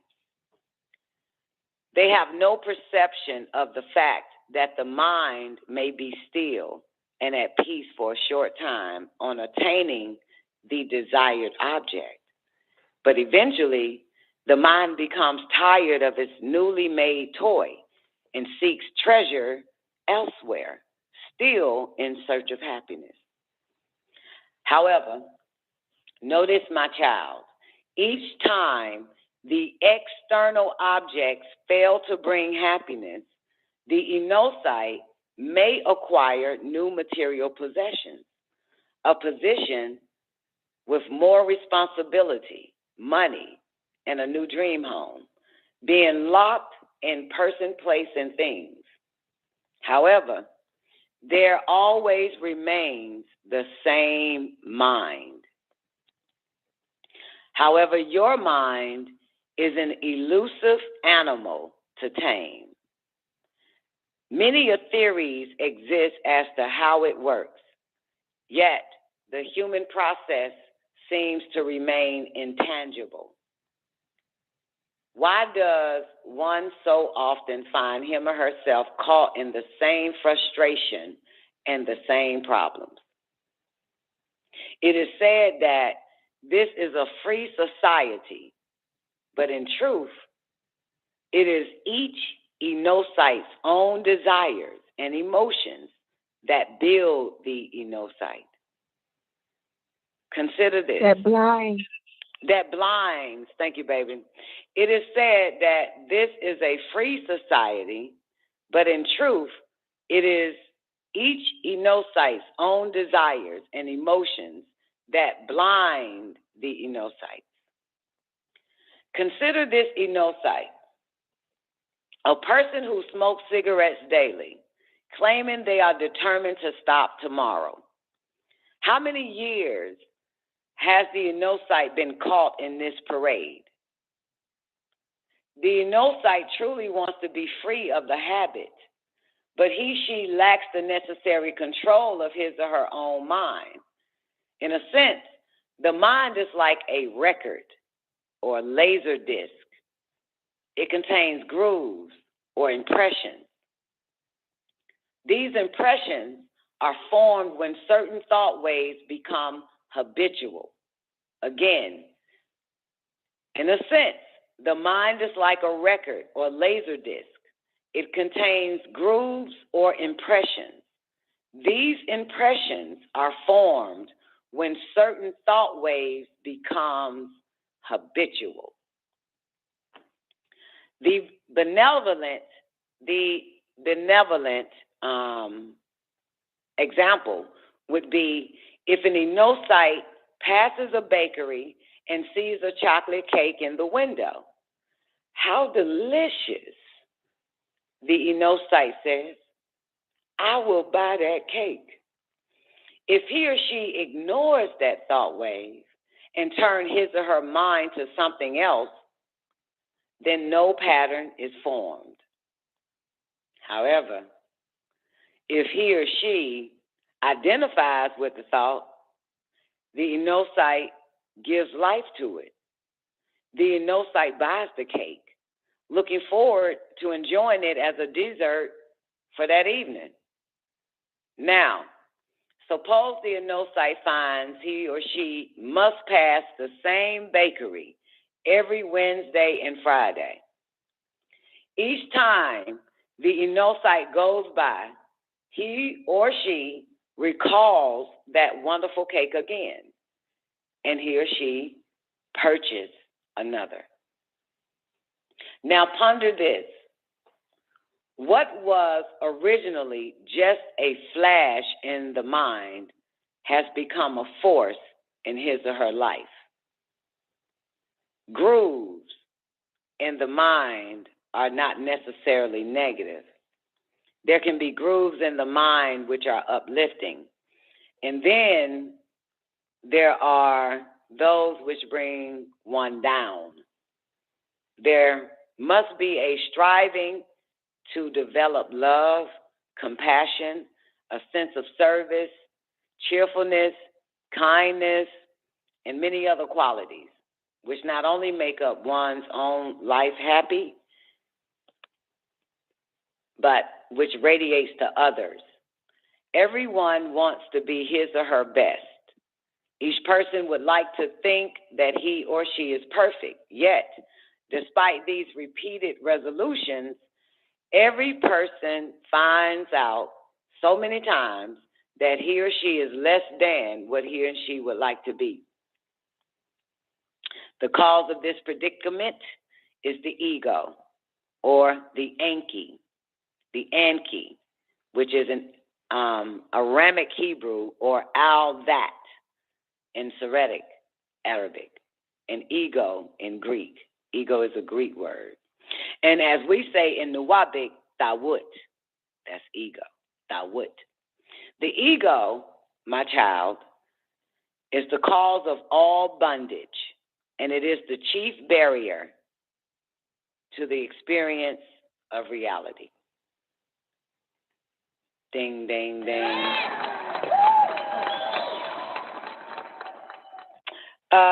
Anybody got anything? Because I can keep going if you want to stop there, or this is clear and precise because I know we did it 1,000,000 times now. Right? Want me to keep going for a minute? I'll keep it going around this boot. All right, so the ego. Let's dance. Lo, Nuwabians. One of the schools which I, your master teacher, known as the Reformer, Al-Mujaddid, Al-Mukhlis, Yanun, Rabboni, Al-Imam, and Melchizedek. I have many names for the many cloaks I wear. I must take you through is the school of the ego. Know ye that this is one of the hardest attributes to destroy. This is the attribute that is carried out mostly by the evil reptilian one, Samael, known as Zuen, or the devil. He, who is the son of Shakar and Melita, reject him and his attributes, and let him or his followers not into your hearts, for he and they would only lead you through the doors of misery. However, through the teachings of the ancient mystic order, Melchizedek, also known as Imam, you can learn how to burn out the ego. Through the journey of this holy tablet, I will impart upon your minds the works of the ego. The ego is the self-arrogating aspect of the mind. The ego is the greatest obstacle to obtaining peace, for it is that which occupies the mind with whether we are better or worse, possess more or less, and have greater or lesser power than others. The ego is attended by desire, pride, anger, delusion, greed, jealousy. Let me stop there. Let's get this clear, because this is my favorite part about the ego. Okay? I said it a million times once I read it the first time. Where does the ego reside? In the mind. What can the ego give you? Power or not. Ego can make you greater or lesser. Let's get that clear. The ego is the self-arrogating aspect of the mind. The ego is the greatest obstacle to obtaining peace, for it is that which occupies the mind with whether we are better or worse, possess more or less, have greater or less power than others. Got it? That's how powerful the ego is. It can take away or give. Huh? Say what, Zena? Verse 10. Can you hear me okay? Mm-hmm. You clear. Okay. Verse 10. The ego is the greatest obstacle to obtaining peace. So is it saying that because of the ego, it's hard to obtain peace? Yeah, because it's in the mind. It resides in the mind, right? And in the very first tablet I read, right after the reproductive process, Zena, if I'm not mistaken, that tablet, it said, fuck. I had it in my head. It was right there. It was right in my hands. It said, fuck, I can't tell you. We got to go back to the goddamn tablet. Fuck, I was just about to repeat that shit. I was just about to quote it to a T. Hold on. Let me go to tablet 7, chapter 7. Power, ego, mortal man. Forces of will, I think. I think it starts with the forces of will. Mm-hmm. Nope. That's the other one. That's the next one. It said that unbeknown to a lot of people, and I just add those words, that the mind wants to be stilled. The mind can be stilled. So the ego is in the way of peace for the mind. Right. Yeah. So most people don't ever obtain peace, would you say, or do you think? Do you think that's a fair thing? That's a good question. I don't know. I'm not most people. I'm only me. No. But no, I'm saying that not to be a wise guy. I'm saying it simply because, I don't know nobody but me.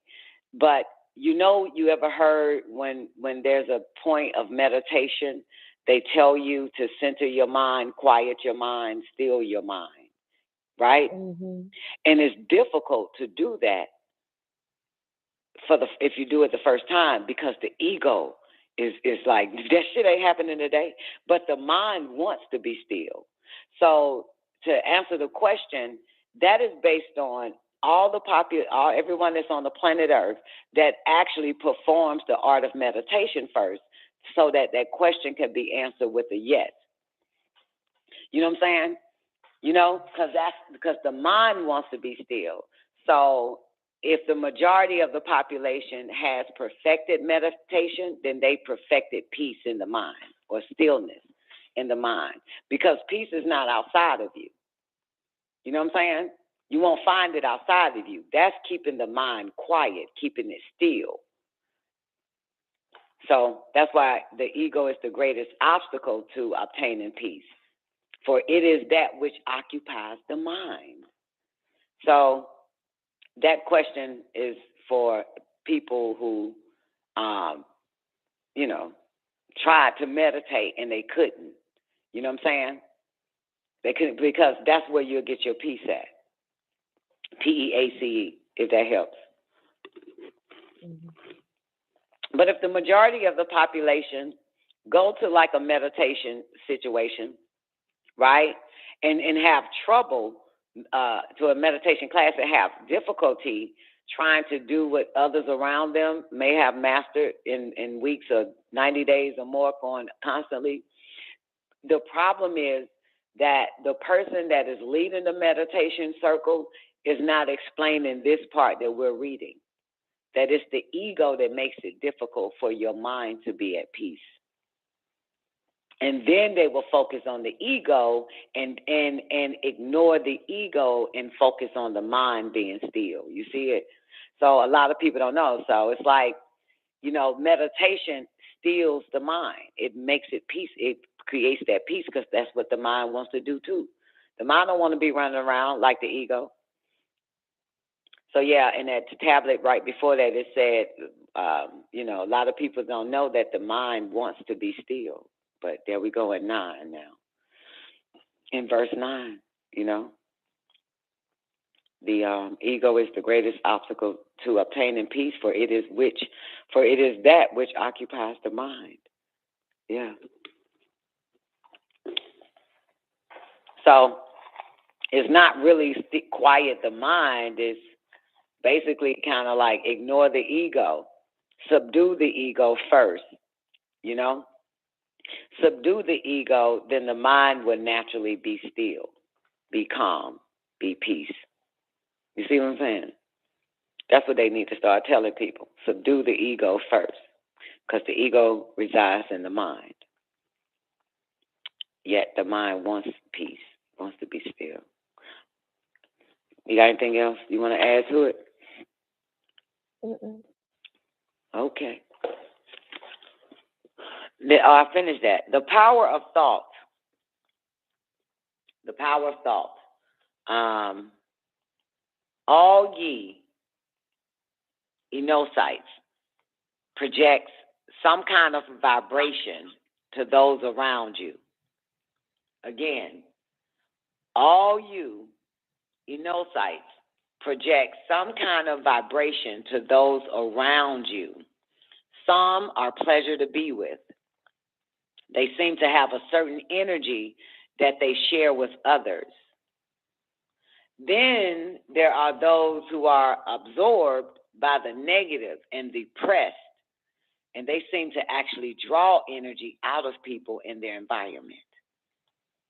The reason for this is because there is a power contained in thought. Know you that thought is that power is very subtle. Yet, it does exist and it is extremely powerful, thought. Whether a person is aware of it or not, the enocyte is constantly transmitting and receiving thoughts. This, my child, is why people have experiences of what you call ESP, or extrasensory perception, from time to time. Some wish to call these experiences coincidence, but they are not. For every thought has weight, shape, size, form, color, quality, and power. For an example, a spiritual thought has a blue color. When you combine yellow and blue, you get green, the green light. While yet a thought charged with anger and hatred bears the color red. A thought is like an object, just as an apple can be given to your friend or taken back. So also it is possible to give a useful, powerful thought to someone and take it back. There is a power and energy into which each person can tap if the enocyte only knows it is available to them. This force inspires, encourages, reinforces, and gives strength to all those who seek to grow in a positive direction. Many enocytes, however, are unaware of this resource, or they have misconceptions about it. They are like the farmer who moved to a house in the city, and they live in darkness because he or she did not know what those strange sockets in the walls were. John chapter 1, verse 5. The light shineth in the darkness, but the darkness comprehended it not. We need only to connect ourselves with the current and become a child of light. That literally means that the light force shines in the darkness, and the darkness has never been able to put it out or comprehend it. Again, in the L's Holy Quran, the 57th chapter, the 28th verse, the original Quran is 94 chapter, the 28th verse. In part, it says, He will provide you a light by which you shall walk straight in your path. And also in Daniel's, the first degree, the 22nd verse, which was given to our prophet Daniel, the son of Jara and Geber, where it says, He reveals deep and secret things. He knows what is in the darkness, and light dwells with him. The law of fate, Gador. The law of fate, my child, there is a law in physics that states for every action, there is an equal and opposite reaction. Commercial break for a second. Zena, that's all I've been talking about for the past, a week now. I've been on the Newton's third law, the law of motion, this here. For every action, there's an equal and opposite reaction. Have you gotten into torque, the left-turning tendency yet, Zena? Yay. Come back, Zena. Where you at? Oh, my bad. I just put down the questions. I ain't studied it. But I've seen it. But I ain't studied it. I just, making my questions. Okay. Well, one of the torques is so important because it's you got, how do you call it? You got torque. You got torque reaction. It's okay. You got torque reaction. You got asymmetric propeller loading, which is P factor, right? And you got I'm missing one. Hold on, let me think. And you got wait, let me start over. What the fuck am I talking about? Oh, torque, left turning tendency. So you got the corkscrew slipstream, right? And you got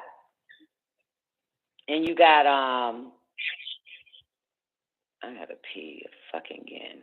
And you got the precession, the gyroscopic precession, right? And you got the torque reaction, right? So this kind of helps if you need it. But the torque reaction, that's from the propeller. And notice the word is reaction here. So this will always help you. So when dealing with the left turning tendency on the torque reaction, that's where the law of motion, Newton's third law of motion comes in. Every action, there's an equal and opposite reaction, right? So with the torque reaction, which is one of the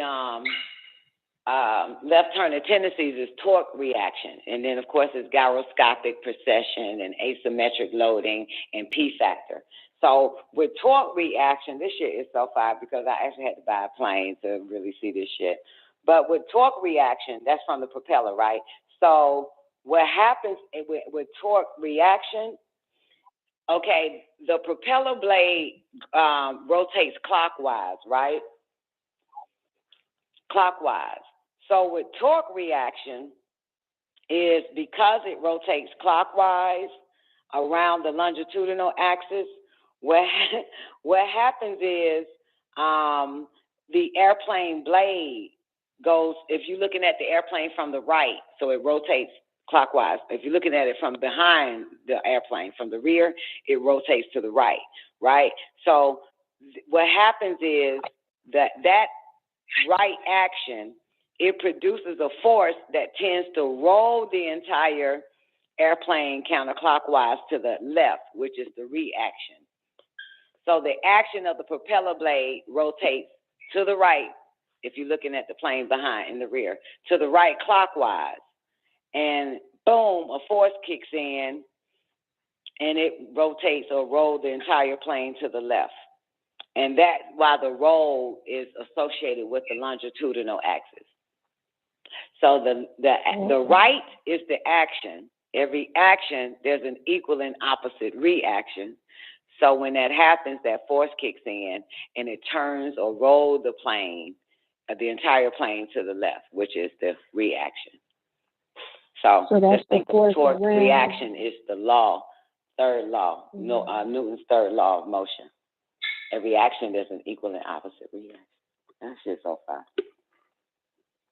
And that's the force that's around the axis. Well, you know how if a fan is going, right? Yeah. So you got nothing but air because everything is dealing with the propeller blade. The propeller blade is also a airfoil. Right. Right. So in this case, it's 4 different left turning tendencies. So if we're on the runway and we're about to take off, but before we rotate 55 knots up, we got to get to 55. You know what I'm saying? We at the runway, right? That means we're using the brakes on the rudder, and now we got the full throttle thrust. Where the thrust come from? The propeller, the engine, right? So now we full throttle, and now we're going. The airplane tends to go left, right? Has a left turning tendency, which is why we need to use some right rudder. So that propeller blade, right, is rotating to the right. When that force comes in, got it? The air, you understand? When that air force comes in, it's gonna move. It's gonna want to turn the plane to the left. To the left. Which is your relative wind. Absolutely. Because of what? Because the relative wind, the angle of attack is the what? The relative wind and the something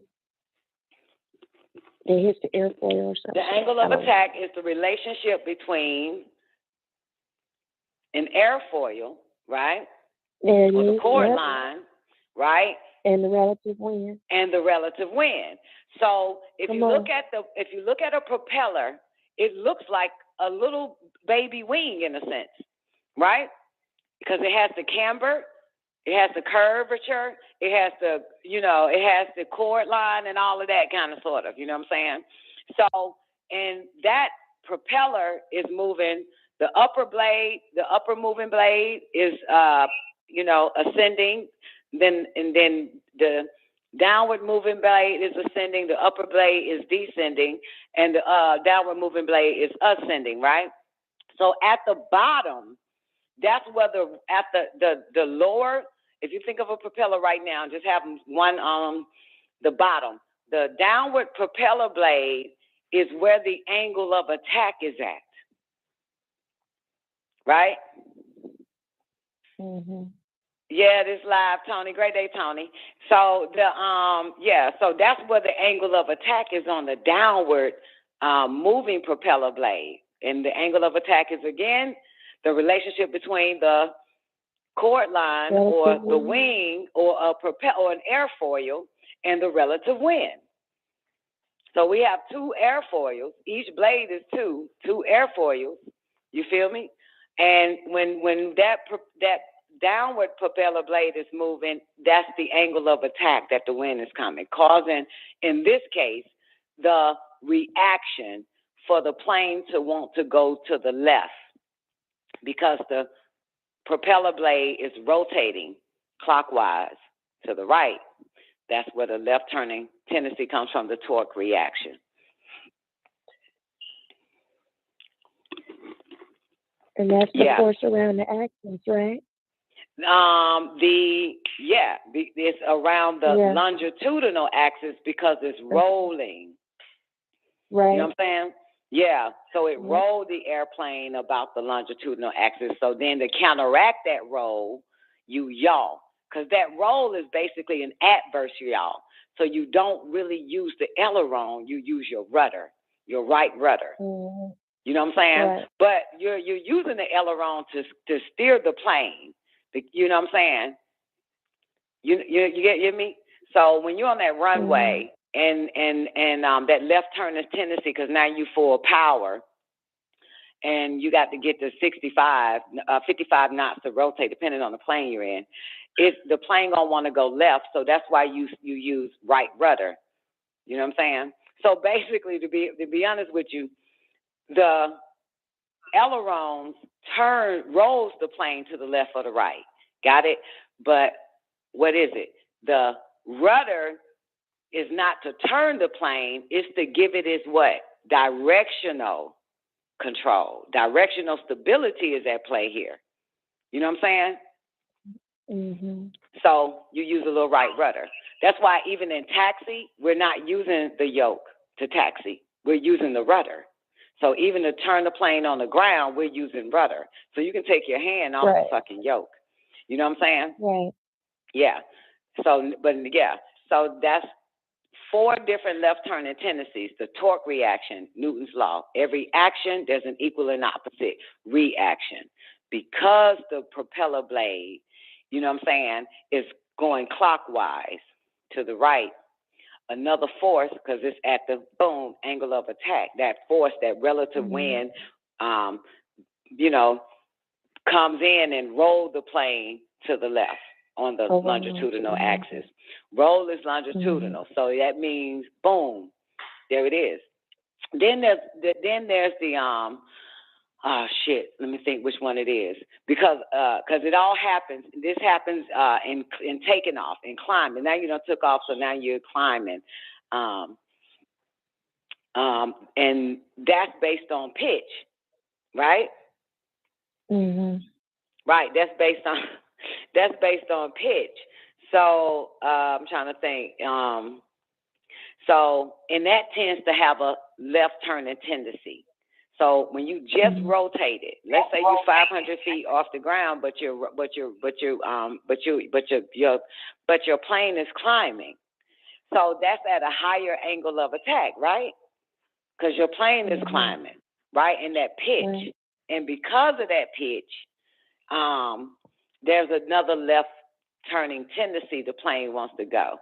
So you still use right rudder just to keep the what? The directional, the control or stability on the plane. You know what I'm saying? Yeah. So you'll be using the vertical axis to control the what? Yaw. So you'll be using the rudder to control the yaw. You know what I'm saying? Even in flight, yeah, you use that. Anyway, that's a side note, but yeah, that's been my shit for a minute, man. I've been on that Newton's third law for about 3-4 days now, dealing with these. Yeah. Yeah. So when you pitch up, I think that's P factor, but don't quote me. But you just did it. I think you said you was going through it. But P factor. That's the that is P factor. That is, listen to this word. It's gonna always help you. That is the asymmetric propeller loading. That's in a climb. Asymmetric propeller loading. So what do you think when you hear propeller loading?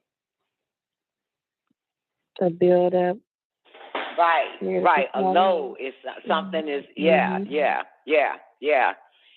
So that's P factor. So in a climb, like a takeoff, and you're rotating and shit. Great day, talking.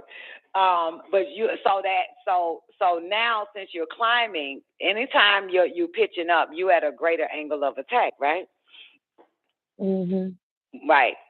Right. You at a greater, you always going to be at an angle of attack, but that is an angle of attack, like a motherfucker, in a climb. So in that situation, the asymmetric loading of the propeller blade. All this takes place, all the left turning tendency, all of it deals with the propeller blade. You feel me? And what happens after that. So with the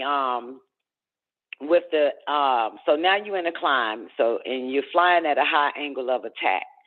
So what happens is that the load on the load on the upward moving blade, right, is less than the load on the lower or downward moving blade. You know what I'm saying? The load is less. So the downward moving blade is at a greater angle of attack. And then your axis comes in. That's when your another axis pops up. So with the propeller blade, that's deal with thrust. The wings deal with lift. The tail deals with what? Drag. All that plays a part. You know what I'm saying? So, all right. Anyway, you ready? Let's move on to the law of fate. For every action, there is an equal and opposite reaction. To express it popularly, it is said that what goes around comes around. Yeshua HaMashiach, whom you Christians call Jesus, and you Mohammedans call Isa, who is known spiritually as Sananda, taught these are all expressions of the law of fate, of cause and effect.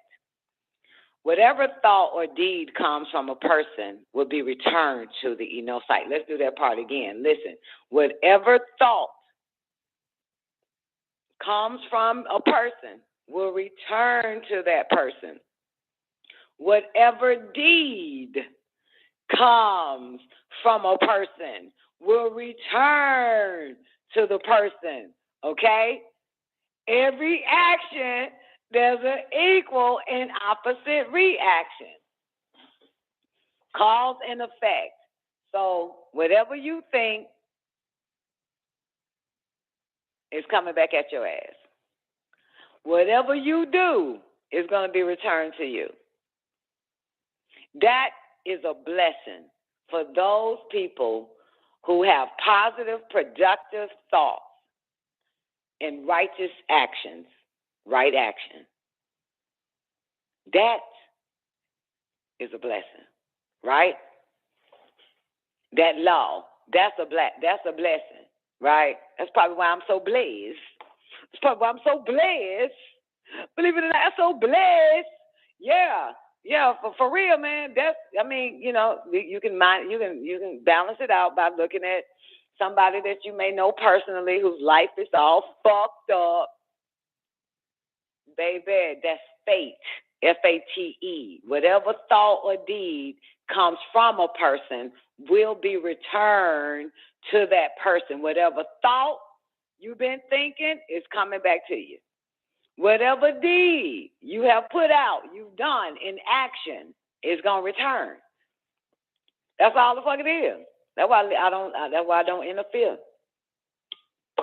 I don't interfere. That's why I tell my mama, I fucked up real bad. I need you to help me pay my rent. No, bitch. Change your thoughts and your fucking actions. Your life will get better, bitch.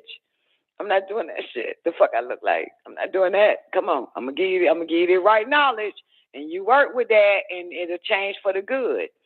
And that's what I said. And of course, it changed for the good every time, because fate could be fucked up, y'all. What time is it? 11:24 p.m. Eastern Standard Time right now. Your fate could be, not y'all, I don't want to put it on y'all. Someone's fate could be fucked up at 11:24, right? If they change their thoughts right then and there, the opposite, that'll be an equal and opposite reaction that'll take place instantly. This is what they don't know, you know? So in 1 second, ill fate done came on their ass. But the moment they don't keep adding that ill thought to what is happening and instantly change it, boom, the fate is already turned in a favor of it'll disappear, and it's turned into something more testimonial to express. Yeah. Yep. So again, whatever thought or deed comes from a person will be returned to the enocyte. It may not come in the same form, but sooner or later, each person will confront the results of his or her own actions. Don't we do it every day? Aren't we confronted with the results of our own actions? Even thinking a thought is an act. And literally, physically acting on it emotionally with the body and all that type of stuff is an act. So, yeah, we get it. We get it regardless. Sooner or later, it happens. These reactions are not always experienced immediately. Sometimes enocyte reactions are not easily learned. This is the issue right here. Again, what it say, these reactions are not always experienced immediately. Some enocytes reactions are not easily learned, and negative patterns may be concentrated for many years. Ain't this fucking the truth? Like, God, dog, you got to do the opposite. The fuck? But see, a bitch like me, when I start seeing shit like that happening to a motherfucker, and I done known you for, let's say I met this person 2 years ago on July 1st, 2020. Now I've been fucking with this person for 2 fucking years, and now it is July 1st, 2022, in the same fucked up negative. Look, boo, I distance myself. I'll distance myself, because I done told you, you got to do the opposite, boo. That shit been going on. And then when you meet a motherfucker, they tell you all their past shit that they've been through right before they met you, right? So they'll tell you, man, then with this person, then this motherfucker, then my mama then with my goddamn best friend. It's just all types of shit, right? So you just like, okay, and you're thinking, because you have a positive thought, so you're thinking, oh, okay, so must be that those days are over. You must be a new being, not going through that shit now, because why else is you in my life? How you just pop up like this at the bus stop, sit next to my motherfucking ass, now we cool? So you're naturally thinking that, oh, okay, the storm must be over for this motherfucker. So now 2 years, knowing the person, calling them, they calling you and telling you back to back shit. You just have to fucking and then you give them the first, because you know who we are. We the motherfucking real niggas of right knowledge. The real niggas, not a nigga that just yell this right knowledge. No, we the real niggas of right knowledge. So we give them some of this right knowledge and try to tell the motherfucker it's your goddamn mind and shit. You don't have to repeat, you don't have to fix that shit, change that shit, do the opposite, stop doing the same shit and expecting the same results, shout, because your faith is fucked up, boo. You got that boo-boo faith. Got to do something about it. And it keep happening. Eventually you yourself repeats it over and over again to these motherfuckers. And you have to come to an intelligent decision. Well, let me avoid this motherfucker now, because this ain't it. This motherfucker here. So these reactions are not always experienced immediately. Some niggas' reactions are not easily learned. Because remember now, he's talking about reactions here. Every action, there's an equal and opposite reaction, right? So he's saying some enocytes' reactions are not easily learned. They ain't paying attention to their reactions. You got me? So they're not easily learned, and negative patterns may be concentrated for years. A single lifetime may not be sufficient for one to obtain perfection. Some people create a hell for themselves. That's literally created. Ain't nobody else doing that shit but you. You understand? Ain't nobody doing this shit but you. So you are either creating a heaven for you or a hell for you. For real. So, again, some people create a hell for themselves. This is why some people may have it hard and others have it easy. One healthy and another is crippled. One is cheerful and another is depressed. One extroverted and the other is an introverted. One successful and the other unsuccessful. It is neither cruel fate nor a distant and unconcerned fate that set the stage for these situations, but your own fate is you. As revealed to our servant Ahmed, it is he who received El KORAN from the Anunnaki Nusku, where it states in the original order, the 92nd chapter, the 79th verse in part, what does it say? Any no-sight's life is his or her own responsibility. Period. Any no-sight's life is his or her own responsibility. Period. That's in the Quran. Tony, Don, you get migraines with these folks. Them type people won't walk the walk. No, baby, I don't get migraines. I'm healthy. I'm healthy, motherfucker. And the only people that I fuck with are my children. You know what I'm saying? And so, yeah, I was speaking of the past, like somebody you meet too, like, no, my doors is closed. I have to tend to my babies because, they all over 20. One is approaching 30 and shit. One is on their way to 30. The other one's after that. So in their lives, I have to give them this shit right here that we're talking about. Now, I was giving it to other people, but I didn't have the right words. You know what I'm saying? But I realized that those people, I didn't have to have the right words. Because, my whole life that basically consisted of either bitches, I tablet. You feel me? You got me? You know what I'm saying?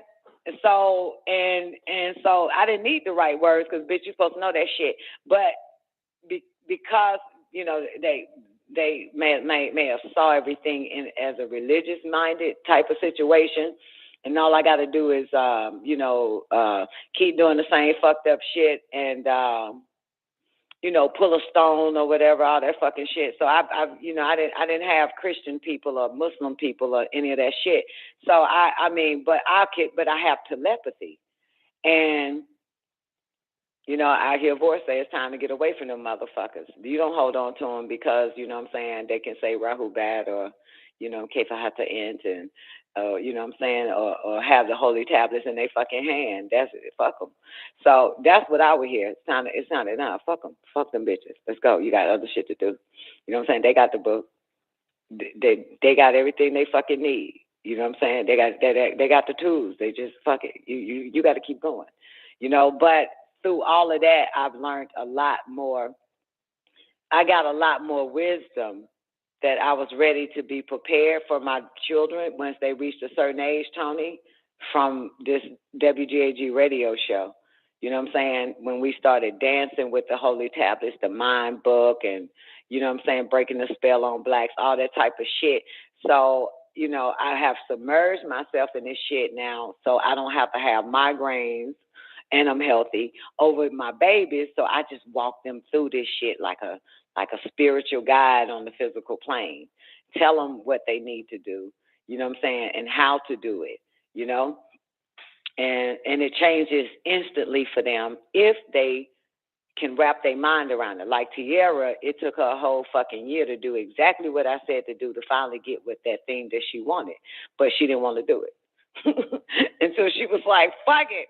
I'm going to try that shit my mama said. I'm going to get rid of the nigga and focus on me. And as soon as she did, boom, the door was open. The door was open. All that hell and depression. She wrote me a letter, Tony, during that time, talking about I should have aborted her, all that fucking crazy ass shit, man. And I'm like, bitch, I just keep telling you exactly what the fuck you need to do. So she finally did it. Boom, it changed. When I say instantly, that same moment, man. That's how quick. If people know that shit, your fate could change quickly, but you can't keep doing the wrong fucked up shit, man. You can't be doing what other people do. You know what I'm saying? Other people do. Other people couple up. Other people this, that, and the third. You know what I'm saying? We can't couple up. That's the fucking truth. You can't couple up. You can't. And I'm not saying it because I'm your mama, bitch. I'm saying it because it's the fucking truth. Every time you couple up, the fucking is evil darkness. It's which is the light that's confusing than a motherfucker. You can't get nowhere. You cannot do this shit. Hell yeah, and all of them is vampire energy. And see, in the beginning of this, right, Tony? In the beginning of this, homeboy said this shit, and that's what happens to her every time. He say some shit like, I'm going backwards real quick because I can't get there. Vibration, the power thought. He said, enocytes project some kind of vibration to those around them. Some are pleasure to be with. They seem to have a certain energy that they share with others. But here's the point. Here's it right here. Then there are those who are absorbed by the negative and depressed, and they seem to actually draw energy out of people in their environment. And because, like in the case of Tiara, since I'm talking about her, she is not energy sensitive. I'm energy sensitive. You understand? So energy sensitive is another sense. So she would just take a motherfucker in and not sense their energy. You get me? And so this what tends to happen. Now the energy is drawn out of her because that negative and depressed energy came and took it out of her. And so if you now have nothing but negative and depressed energy, because two objects, be it air, gas, or any fucking thing, or person, place, or thing, cannot occupy the same space at the same time. So these motherfuckers took her positive energy out of her and replaced it with their own negative and depressed shit, and nothing happens for her. And I had to tell her, get rid of them. Number one, this is the fucking truth, and I'm not for my family, because I studied this bloodline. I studied myself, which means it applies to my children.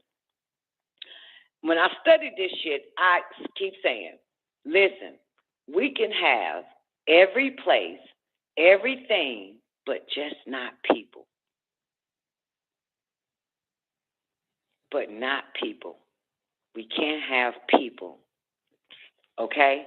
Even though places and things also gives off vibration and energy, be it negative or positive. But the moment we let a motherfucker in, a female or male, it don't matter. Everything is flipped to the most fucked up shit. You know what I'm saying? It's a gradual thing that we can't even see it. And now we attach internally and eternally to this person, right? But our telepathy, because all my children are psychic as fuck, but our telepathy kicks in and we can hear that motherfucker on that station saying, get rid of that motherfucker. Get rid of her. They have never told us to get rid of a place or a fucking thing. This is the truth. It was always a person. So I can go and get a 6-pack of beer every day of my fucking life and my shit'll be great. But if I bring in a 6-pack of niggas, that's the end of that shit. Or a 6-pack of honkies, that's the end of that shit. Okay? And I hear that voice. It ain't the beer, bitch. It's them fucking humans you bought in. You get rid of them, your life gets better. Everything you ask for, you think about, you seeing in your mind's eye what you should have, it's gonna come to you. But right now, all these people is in your way of getting it. They're blocking it by their negative, fucking, depressed energy. And they seem to actually draw energy out of people in their environment. So that's what I be striving to tell my daughters. Like, you know, you cannot have people, baby. It ain't me trying to tell you I don't like no nigga you got, or I don't like that bitch you with. The fact of the matter is, motherfucker, you cannot have person. You cannot have a person. They in the way, and they ain't in their right mind. They ain't got a mama like you, nigga. You know what I'm saying?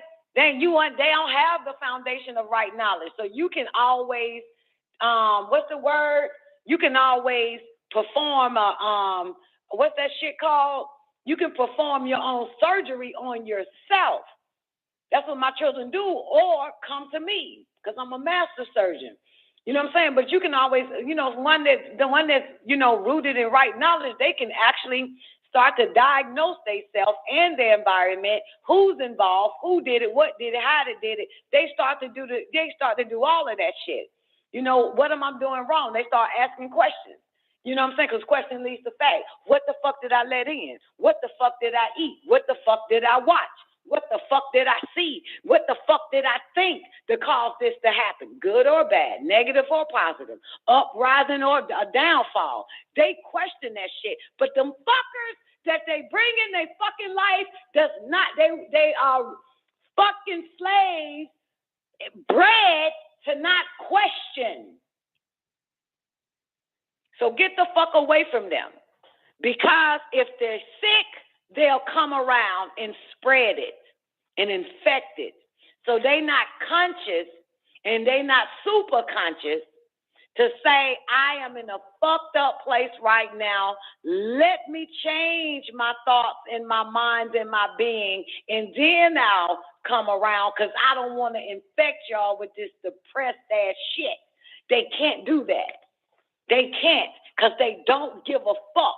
Their mission is to bring that depressive, negative fucking energy, to bring the children of the fucking indigo and green light the fuck down, the 144,000 with that fuck shit. They don't take in consideration. They said misery loves company. These are some miserable fucking humans. And they not trying to find someone that's miserable to be around. They trying to find you that's not miserable. They know how to counteract a negative thought. They know how to change the polarity or the energy or the force field around you to a positive fucking one. Then here they come with that fuck shit. You know what I'm talking about? They come after you done cleaned your motherfucking thoughts up. Here they come with that shit. That energy is a motherfucker. But mine know about it. But the only thing they have to learn is nothing external fucking matter. If you really want that thing you fucking want, you got to get rid of the fucking dog. Give a fuck. If that motherfucker shit, eats, sleeps, and all that fucking shit, you got to get rid of that. Because really the thing that you want ain't a fucking mortal, ain't a two-legged motherfucking shitter. That mind or brain that can be possessed and controlled and shit. God damn it. So all of that does not give me a headache, Tony, when my babies called me. Everything I just did, I didn't even have a headache. Migraine didn't even come. I love it because this is real life. You know what I'm saying? This is real fucking life, and they have to always come to me because I have to remind them about real life because they in this fictitious fucking world expecting something gonna fucking happen in a good way. And it doesn't. It doesn't. So you got to come to my motherfucking ass, man. I'm gonna slap the shit out you real motherfucking good so you can realize what it is. What person it is, man. All of that, you got to question this shit. Got to question. And you got to listen to your higher senses. We star babies. You know what I'm saying? We sky dwellers. We ain't land dwellers. Yep. But now, Tony, I do this show because I do it. I love it. I love talking about this shit because I know, you know what I'm saying? I'm in good company, but I do it over and over again, Tony, because I know we got children.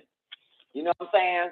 We got children. If you motherfuckers just come and listen to this shit for yourself, you better you got to spit that shit in your baby's ears, because no matter how emotional they get, you need to be able to deactivate that shit with some right knowledge, right wisdom, and give them a right overstanding. You know what I'm saying? That's going to be constant and ongoing. You know what I'm saying? If not, they're going to get the wrong wisdom, the wrong actions, a wrong-ass understanding, and expecting a different result, like mine's in the cases where it happens. But they got to know who to come to get right. They got to know who to come to get spiritually and mentally fucking right. That is so important. So important.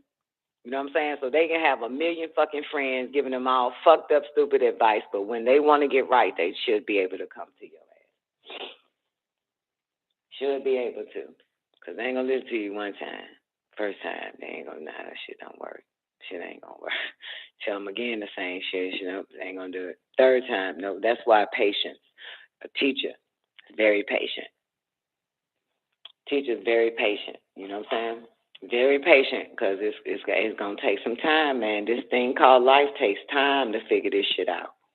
You're not going to get it in one sitting, you know? You know, you're not going to get it. It ain't going to make sense. You have to experience ignorance first. You have to experience complete fucking ignorance. You have to catch hell first. You have to experience your own choices, your own will, your own power is causing this fucked up shit to happen in your life. But you have to do that shit first. You know what I'm saying? You have to, yeah, because ain't no motherfucker on this bitch ever had a perfect motherfucking righteous, positive fucking goddamn life. What brought us here is because we bumped that fucking ground and got up off that motherfucker, bumped that bitch again. And some of us is motherfuckers who know, but we still had to bump that bitch, get the fuck back up, bump that bitch again, get the fuck back up. This is with some of us knowing. God damn it, now we become God, knowing good from evil, when we're still bumping the fucking ground. It is us knowing.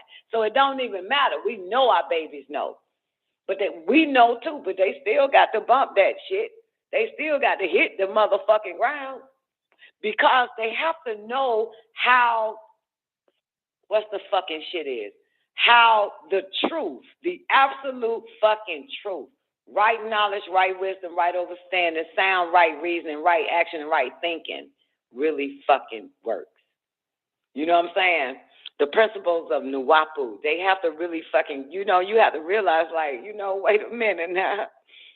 That's when, because it's an activation force. It's an activating force. So you have to hit the fucking ground. So I'm okay with my babies hitting the fucking ground, feeling all kinds of goddamn ways, but they know who to come to. God damn it. Because it ain't about me making you feel better. You coming to the farmer, all I'm doing is watering the seed that I done already planted when you called me. And eventually it's going to all make sense. It's got to, you know, that's why I tell them, you know, in my 20s, I was doing the same shit. In my teens, I was doing the same shit. You know what I'm saying? But I almost was getting it right, leaving my 20s, and was fucking up maybe, you know, maybe 3 times out the year in my 30s, and 1 time out the year in my 40s, and by the time I'm fucking 50, I'm going to get this shit. Oh, it's going to be all right and exactly, God damn it. So I already know, because I lived my life before them. I already know. Yeah, you going to fuck up a lot of times. It's natural. You're going to fuck up a lot of times. But the difference is you ain't going to ask God for forgiveness. You gonna ask your mama, what the fuck am I doing wrong, bitch? What that shit you say? Give me a stone reading, mama.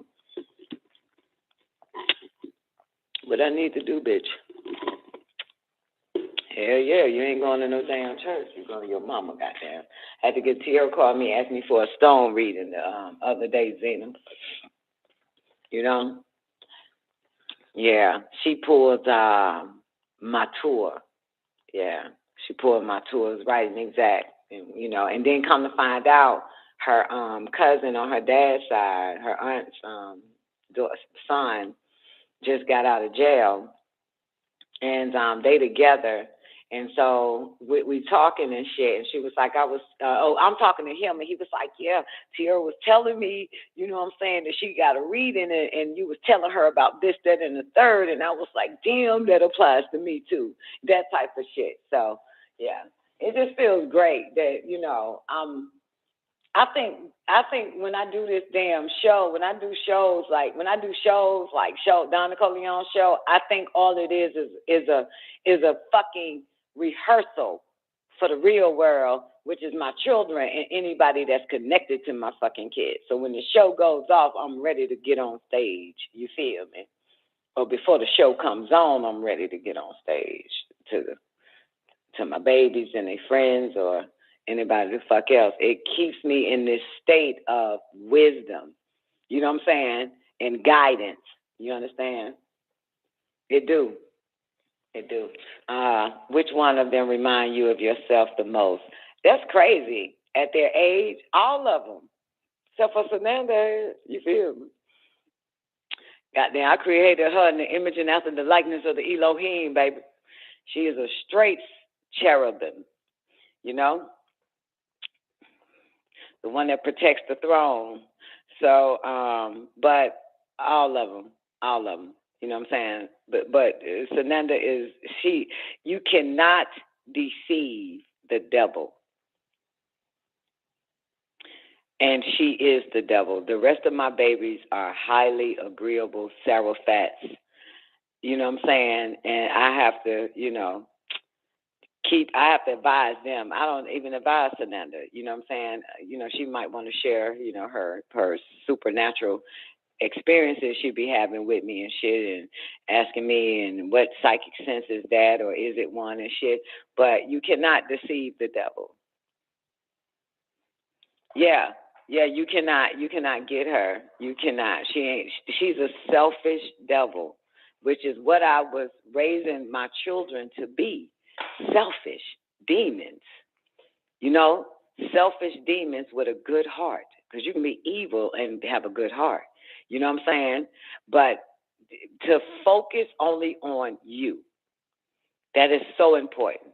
You know, because there's so many fake-ass damsels in distress. Before you know it, your ass is laid the fuck out falling for these motherfuckers. And you stuck and you fucked up. And Sananda don't fall for that shit. You know what I'm saying? She don't give a fuck if you are depressed and you've been her best friend for 8 years and now you want to kill yourself. She don't give a shit. She's telling them, look here, stop drinking alcohol, this, that, and the third. Look here, because I'm about to move on with my life and I'm not going to be there for you. So you need to get your shit together. Peace, bye, click. That's how she rolls. I'm not doing this shit. Yeah, she knows exactly. Because what they say, you love the devil because it gives you nothing. That bitch ain't finna give you nothing. She on a mission. I've never seen a motherfucker literally on a goddamn mission.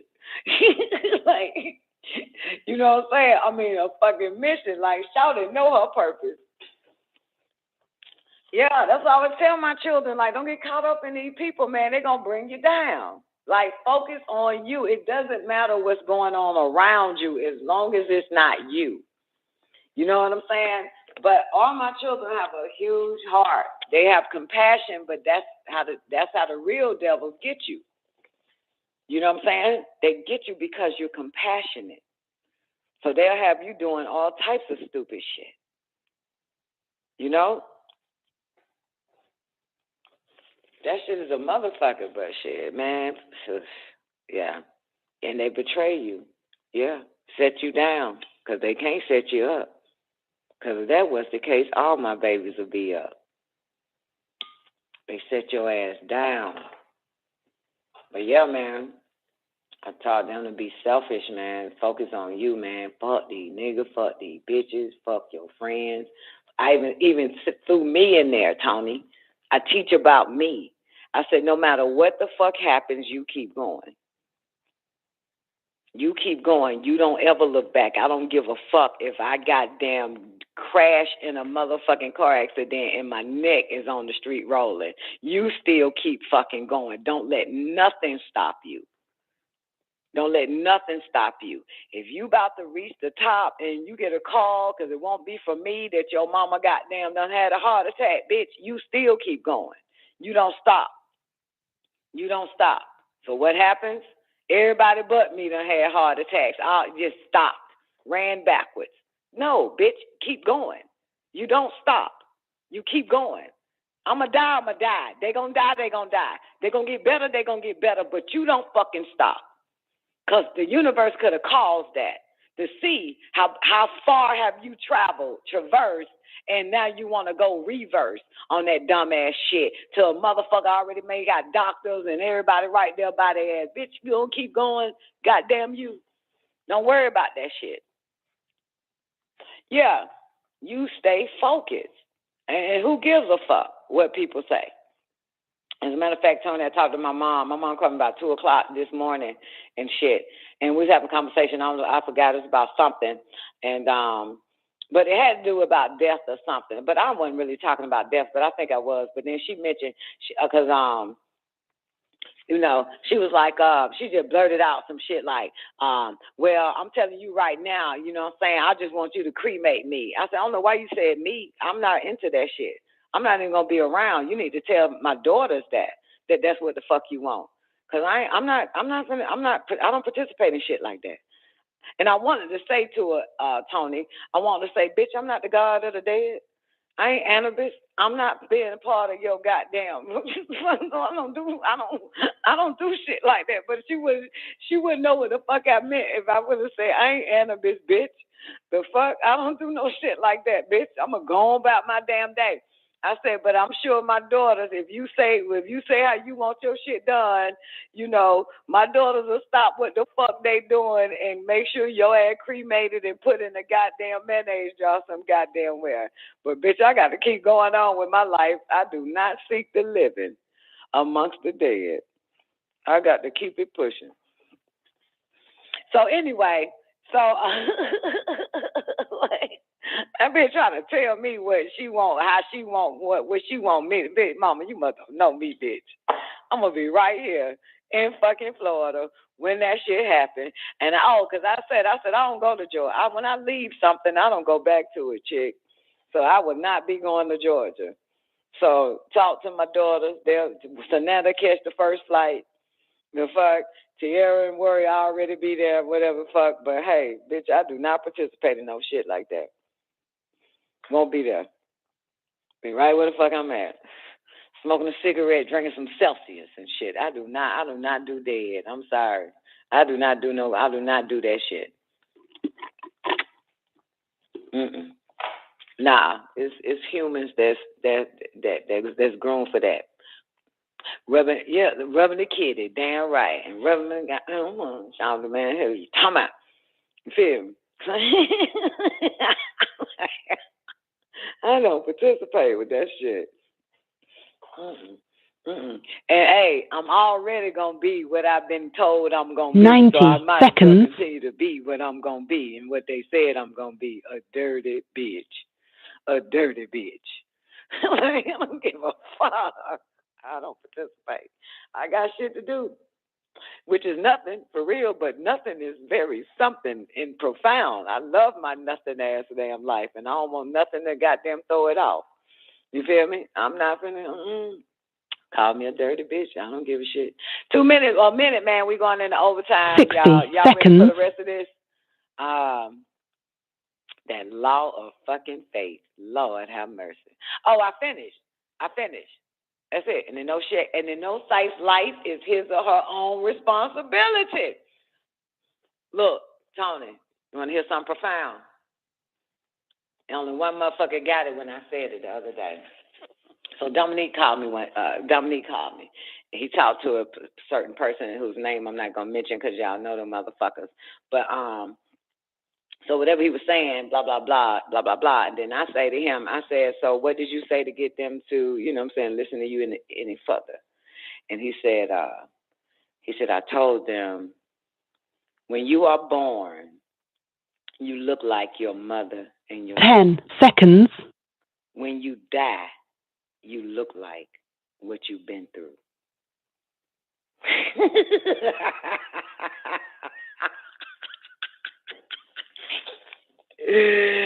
God, dog. I said, everybody gonna look like what they've been through at the end of the fucking day, goddamn it. And that's the moral of the story. Everybody gonna look like what they've been through. You got little TJ, and that nigga named TJ, that little rapper, that nigga look like exactly what he been through. Shut up and brain dead. You gonna look exactly like what you've been through. You know? You gonna look exactly like you've been through. You know, whatever, however, your so does Lil Wayne. Yeah. Everybody looking like what they've been through. So Lord, when this motherfucker died, he look like, see, it don't even fucking matter, baby. I think people want money so they can fuck their life up. People want to be famous so they can fuck it up. It's got to be something. I'm trying to understand that shit. Like, ain't no way in hell. Never. You get money and then you put all this goddamn poison all on your skin and face and shit, man. And oh my God. And you know the devil is so shrewd. So you know they probably told them motherfuckers get rid of the natural tattoo ink and you got to use our USDA, FDA approved ink with more poison and shit on in that fucking ink. Because, see, these motherfuckers don't remember our day and time. I don't forget a goddamn thing. I remember in the 80s when AIDS hit and the fucking tattoo places had to shut the fuck down because people were catching AIDS from fucking tattoos. They was putting it in the fucking tattoos, your government. So ain't no telling what the fuck they putting in that shit. And the people ain't like, goddamn, I don't forget this demon. And his mission is depopulation. So once I get at least 95% of the population doing what I want them to do, going to get what I want them to get, I will poison it. I will poison it. All of them got it. I will poison it. Put poison all in the shit. Now they coming back for more. They went to get one tattoo. They come, now two, now three, now four. Coming back for more. It's got to be some type of sick addiction and a poison with it. I remember, baby, they tainted them fucking tattoo needle with AIDS so it can spread in the black population, baby. And now the white population. Now your government got a fucking goddamn has admitted that all this AIDS shit, all this corona shit is AIDS.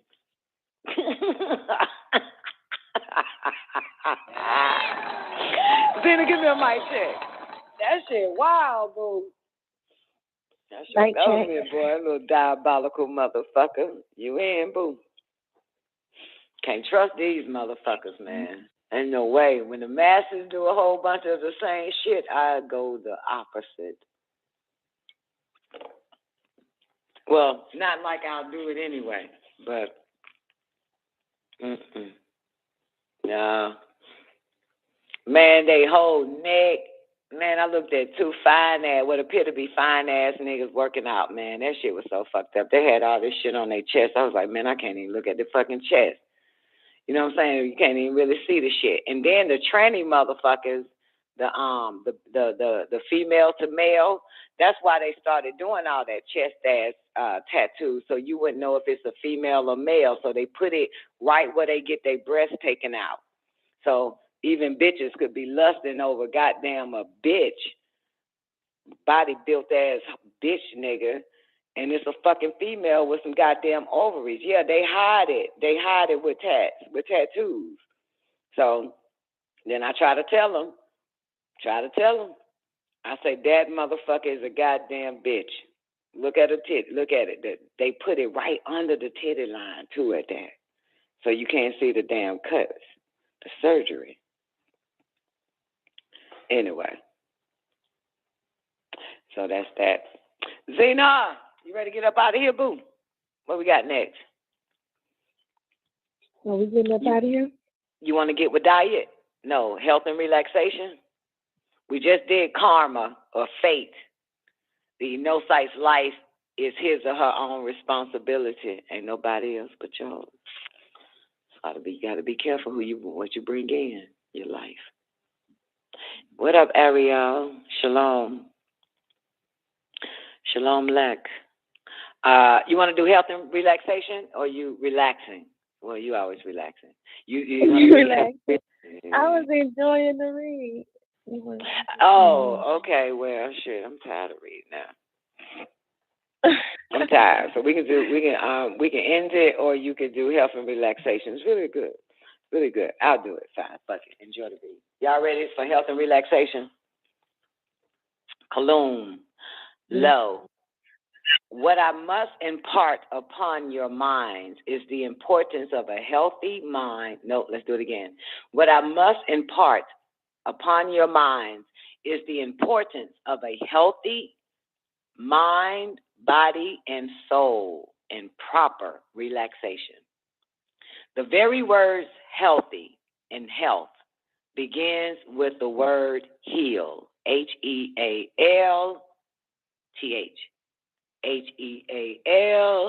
Healthy. Thy. All right. To heal oneself is spelt one. To heal one's mind will heal one's whole body.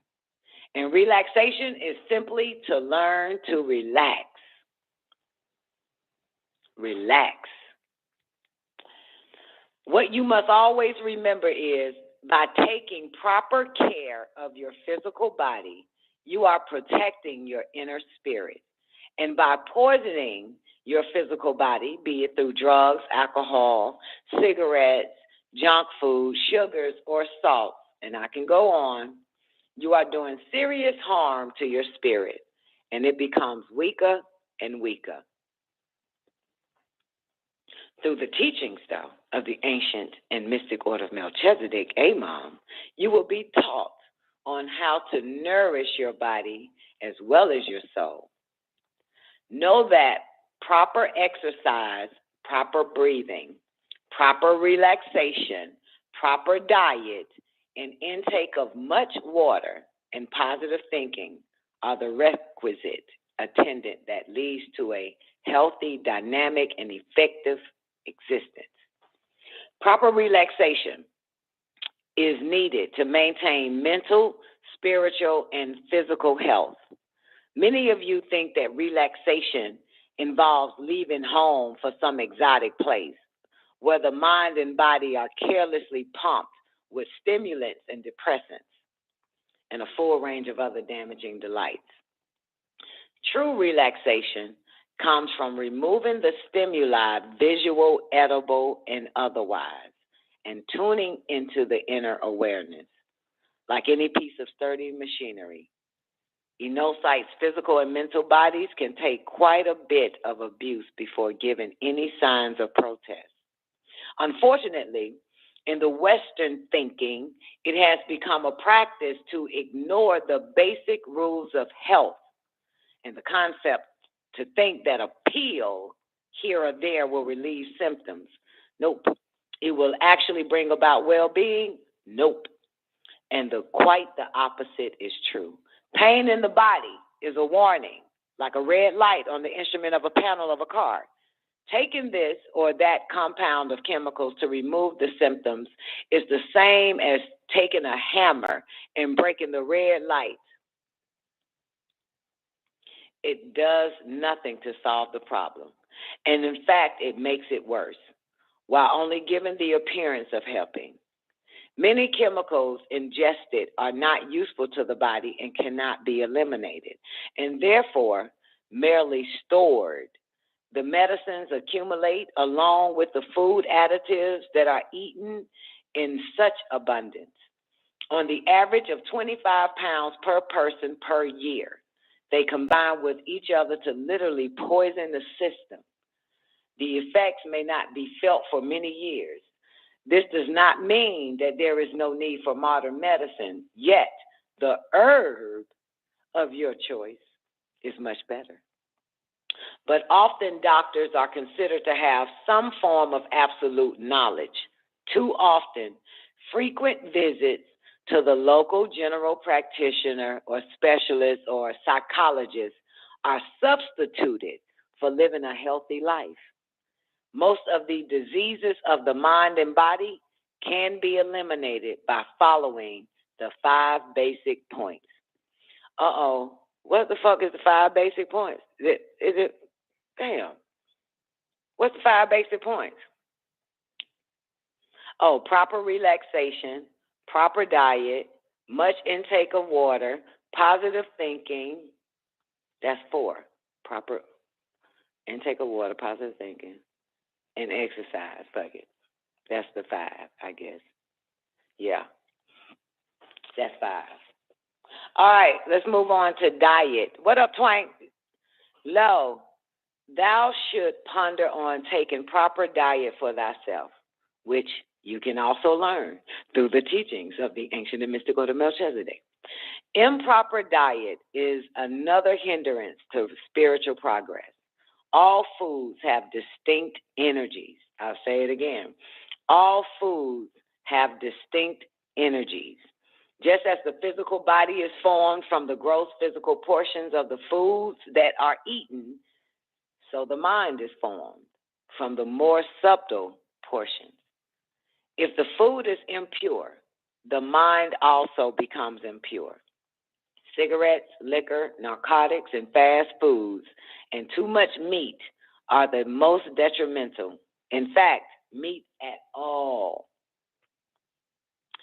Meals should be simple, light, and nutritious.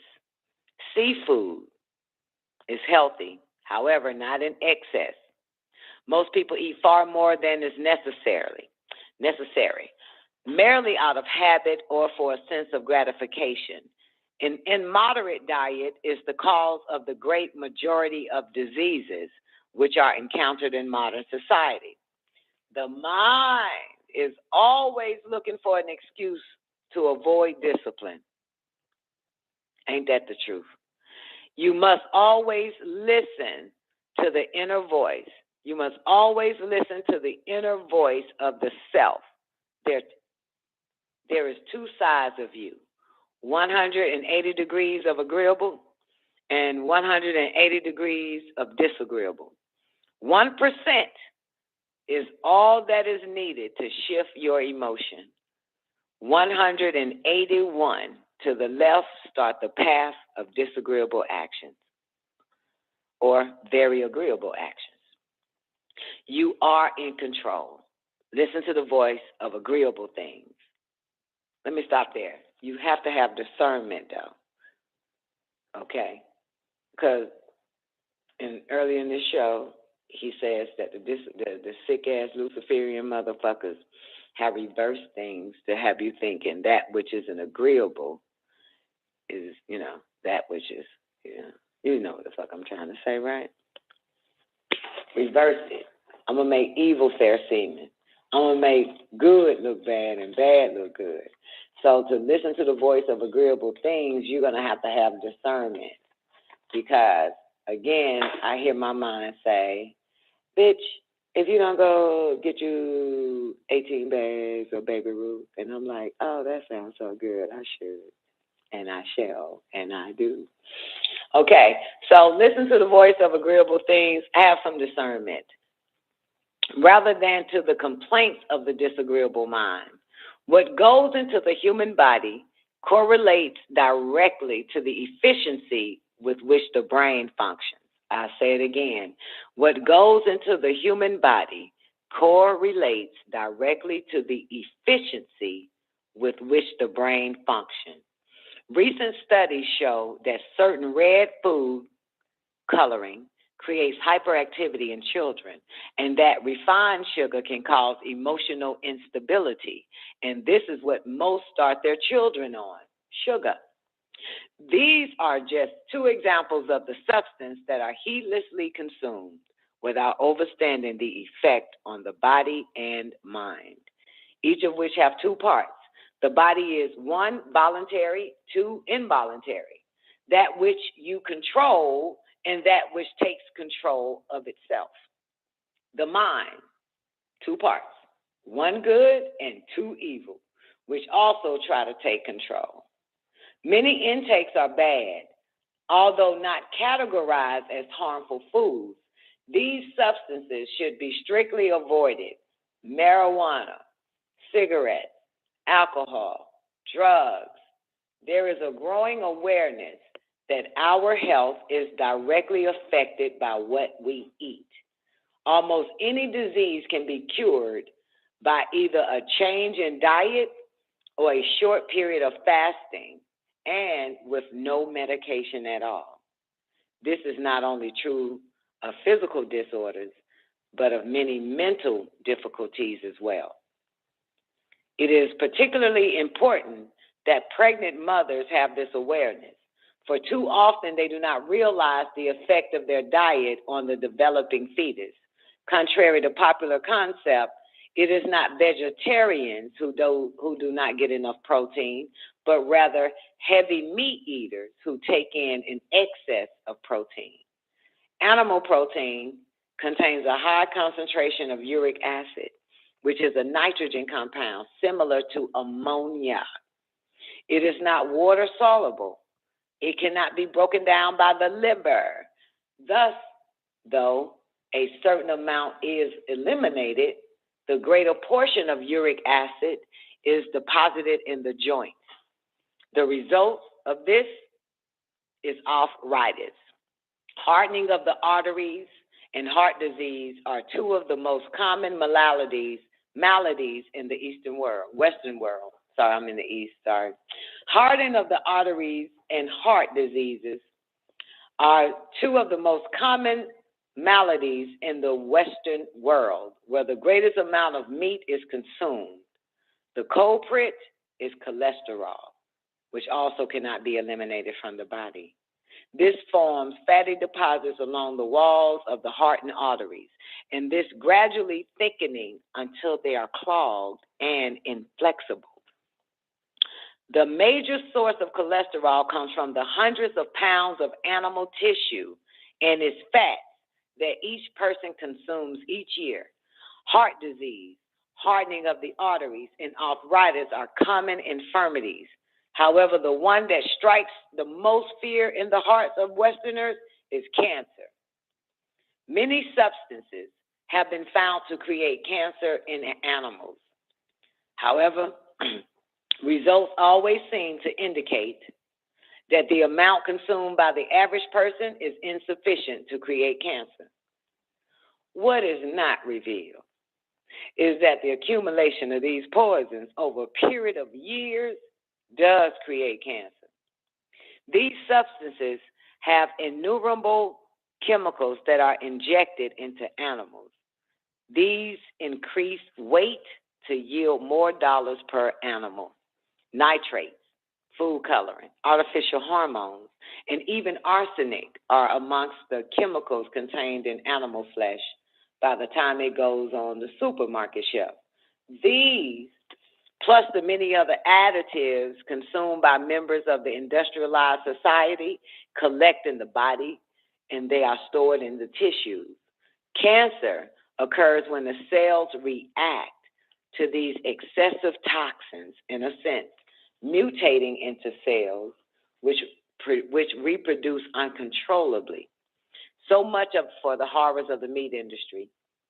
There are several other interesting physical and spiritual reasons for not eating meat.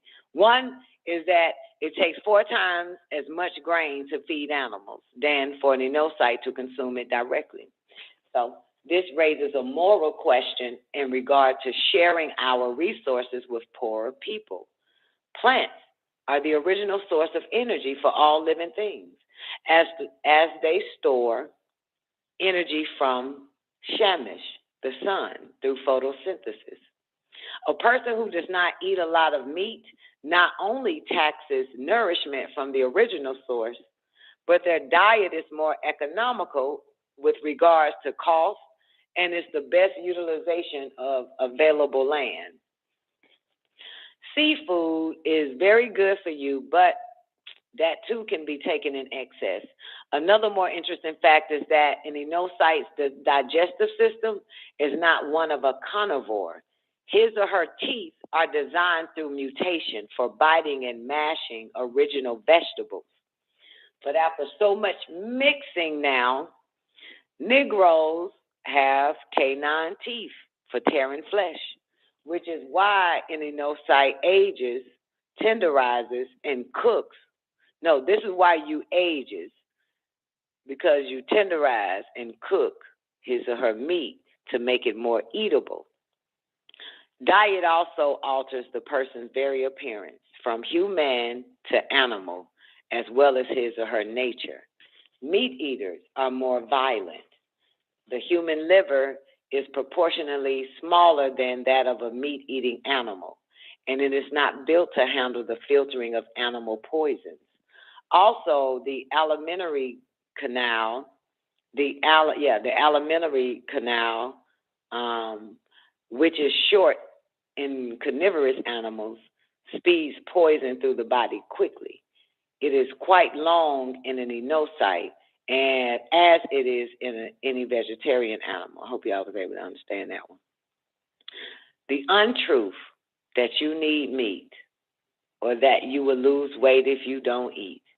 Herbivores are much larger than carnivore animals. Ding, ding, ding. There we go, boys and girls. All right. What we going to do now, Zena? That was good. Yeah, good reminder. Man, I was getting beat up by that pendulum like a motherfucker. I knew it. When? Hey, I got my ass kicked the last fucking. Shout out. I had a cigarette lit saying, and marijuana, alcohol, and cigarettes need to be completely avoided. I'm speaking with the hand that my cigarette holding and shit, saying that shit, reading that shit. Give a fuck. The fuck? It should be avoided if your ass ain't healthy, goddammit. The fuck? You gotta be healthy, man. The fuck? You can't just be all fucked up, lazy, sorry, eating wrong, sitting on your ass all day, ain't putting in at least goddamn 20,000 steps a day, working on the stomach for exercise, doing crunches and shit, man. You know, doing cardio and shit, and then you just gonna eat meat, smoke, and drink alcohol at the same damn time, motherfucker, and think, what the fuck you think about to happen to your monkey ass? You gonna have a poor, you listen, if you gonna eat that shit, at least exercise. If you don't wanna exercise, at least don't eat that shit. There it is. That's the point. Which is what I do. Because my only goddamn, in a sense, my only fuck up is smoking. So I have to motherfucking do what? Filter the lungs. I'm going to have to do a lot of cardio and not sit down and smoke a cigarette. I'm going to have to get them lungs to work. You feel me? And then, of course, shit, when I went to that goddamn air medical doctor, because I had to go to them because I'm a pilot, bitch. The motherfucker looked at my lung, did my heart. That motherfucker said, you going to live forever, bitch. He don't even know. Yeah, I smoke like a chimney. I smoke like a chimney. But motherfucker, I exercise like I'm goddamn about to go to the Olympics every motherfucking day. I get it in. Hell yeah. And my diet different shit. The fuck? Drill sergeant shit. Hell yeah, boo. I'm active like a motherfucker, believe it or not. That's all I be wanting to do. I don't want nobody coming around me, Tony, because I can stay focused on my, on my good habits with a cigarette in my hand. Yeah. So that's the moral, Zena. Like, you know what I'm saying? If you gonna take in some fucked up bullshit, whatever your choices are, whatever it is, you got to counteract that motherfucker. You got to do twice as good to the body than you do bad to the body. You got to, overdose on doing good for the body. You know what I'm saying? That's it. Shit. So if a motherfucker want to have their liquor, have their marijuana, have their cigarette, and have their steak and baked potato, they need to also have their cardio. They need to also have plenty of fucking water. They need to also they need to exercise. They need to walk. They need to have that too. If they don't want to do those things that help the body progress and heal the body, then they have to stay the fuck away from drinking, smoking, eating bad fucking foods and shit. Staying away from all that. That's the way it works. And you know what I'm saying? So, shit, that's what I say. That's what I do. Shit. You know, I was talking to Newbie one time on the show, and Newbie was like, shit, you know, when I eat what I want to eat, I just fast for weeks after that. Like, that's how you do it, shit. You know what I'm saying? If you eat that big ass you eat that steak or you eat whatever the fuck, you know, it's wrong, man. It's time to, you know, give the body a rest, let it clean it up, you know. Don't defile it. Just let it purify it by fasting. And, yeah. Yep. You know, you got to counteract that shit. Every action should be an equal and opposite reaction. We should be the cause that caused the effect. You know? So, you know, there it is. You feel me? But anyway, boo, I'm ready to get up out of here, man. I got some shit to do, man. I got a long-ass Saturday and Sunday. Well, I ain't going to say long. It ain't no such thing as long. It's the fact that I want to wake up early. No, that's not true. Not that I want to wake up early. Wait, let me get this shit together. Let me figure out how this shit works. You know how you... You know how you go to bed, but you're still up, and you just enjoying your life in the bed, and next thing you know, it's 12 in the afternoon type shit. So what I really want to do is I want to go to bed and stay up in the bed early, and eventually fall asleep early, and then waking up at 4, 5 in the afternoon. Yo. God dog, boy, this new time. That goddamn, it still don't work, do it? I'm still missing all my days. I'm getting up about 4, 5 in the afternoon, bitch. Okay? I'm getting up about 4, 5 in the goddamn after fucking noon. Laying down at 6, 7 in the morning. Still in the damn bed because I got to catch up on these sick-ass white man shows. So now it's 10:30, 11, and then I finally go to rest. And that's some shit. Then I'm up by 4, 5 o'clock in the afternoon. You know what I'm saying? Trying to get everything in before 9 o'clock. Everything in. My workout. I still got to get 10 miles in and my studying. So I got to do my workout. Got to get my 10 miles in, and I got to study. All this, I try to cram that shit in 5 fucking hours. You know what I'm talking about? That's a motherfucker. But see, it throws me off because I'm supposed to be up and at them motherfucker at 6. You feel me, sweet ocean? At 6 a.m. You know what I'm saying? Already at the ocean, getting my study in. You feel me, boo? Studying at the ocean, jump back in the car, come back, boom, that type of shit. Then work out, then, you know, get my walk in on the treadmill because I like to play my video game at the same time and shit. So, yeah, this is a motherfucker.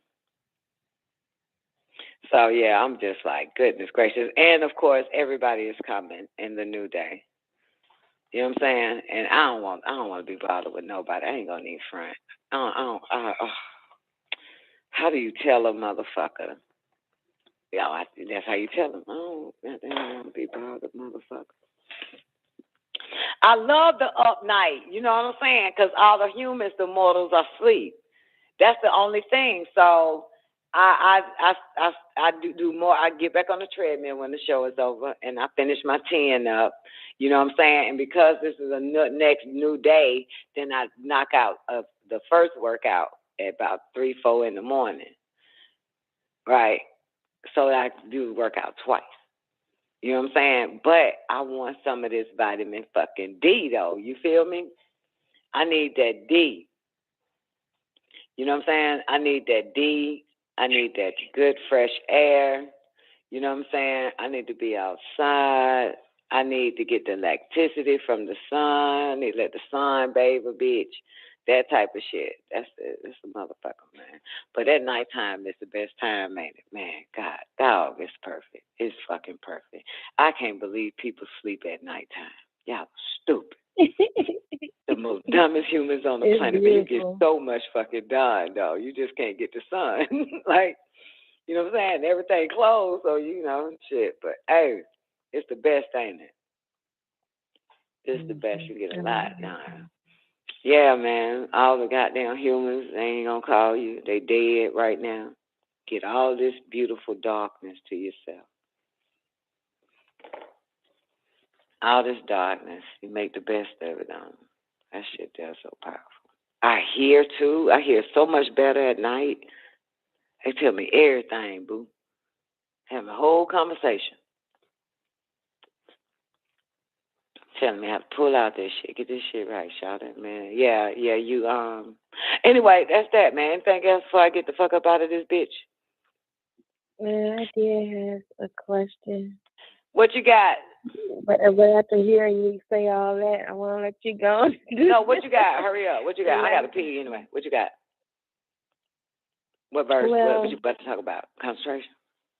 So I had a question from the the Forces of Will tablet. Mm-hmm. Tablet 7. Mm-hmm. I just had to go find it while you was talking. But so it says one of the first things, verse 5, one of the first things which Anu, L, the Most High has created inside the darkness was light in the darkness. This light father objects, and object create subjects, creating subjection. When the light manifested in the darkness, it became the name of Anu. Being he fathered light, in time, light gained a purpose that was in opposition to the very darkness in which it was created. Okay, I hear you finna go. I had to open up the water. Okay. My throat got dry. So what happened? Okay, so in due time, I'll finish off this verse 9. In due time, that light wanted to rule the darkness too. In fact, it immersed itself in the darkness until there was no darkness. He wanted to rule in the darkness, so I just noticed that part. I didn't catch that part also. So in due time, that light wanted to rule the darkness also. But he created it, right?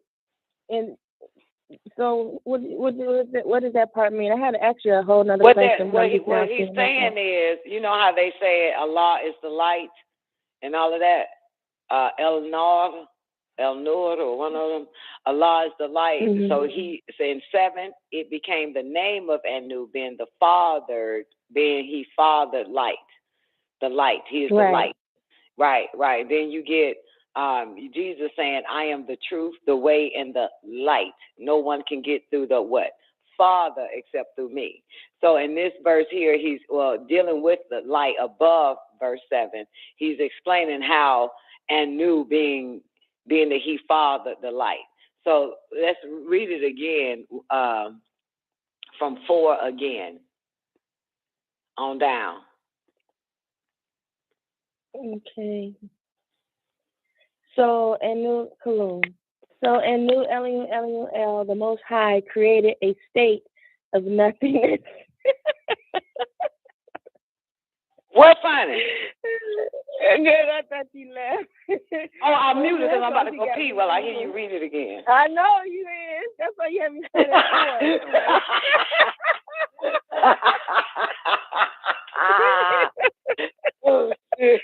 Okay. You got me, bitch. You got me. I already know. Shalom, verse 4. So, Anu, Elion, Elion, El, the Most High created a state of nothingness in which to place the 99 elements that make up the something known, the sum of things, weight. Then he created something. That something was in a state of darkness, a state of supreme balancement. One of the first things which Anu, Elion, Elion, El, the Most High Highest, created inside the darkness was light in the darkness. This light fathered objects, and objects create subjects, creating subjection. When the light manifested in the darkness, it became the name of Anu, being he fathered light. In time, light gained a purpose that was in opposition to the very darkness. Say it again about light gained a purpose. It became the name of Anu, being he fathered light. In time, light gained a purpose that was in opposition to the very darkness in which it was created. Yeah, that's deep right there, because the light, what I understand about the light and that creation of it was chaos. So with it being chaos, I'm just a little like confused as to what. Did you get to the part? Oh, that was me. I was getting a strawberry testosterone smoothie. So that's the straw you keep doing in there. Yeah, straw. My bad. I'm drinking my testosterone smoothie. Okay. Did it get to? So, did you get to where it spoke about objects and shit? Yeah. Yes. Yeah. Okay. See, now watch this, right? So it looks like, remember the triple state, the 3 stages of triple darkness, right? We're dealing with nothingness. So that is what? Nothing. It weighs nothing. So in 5, he created something, right? And that something was in the state of what? Darkness. Right. Okay. And so he created inside the darkness was light. That is a something. That's why it can be calculated. Right? Light can be calculated, right?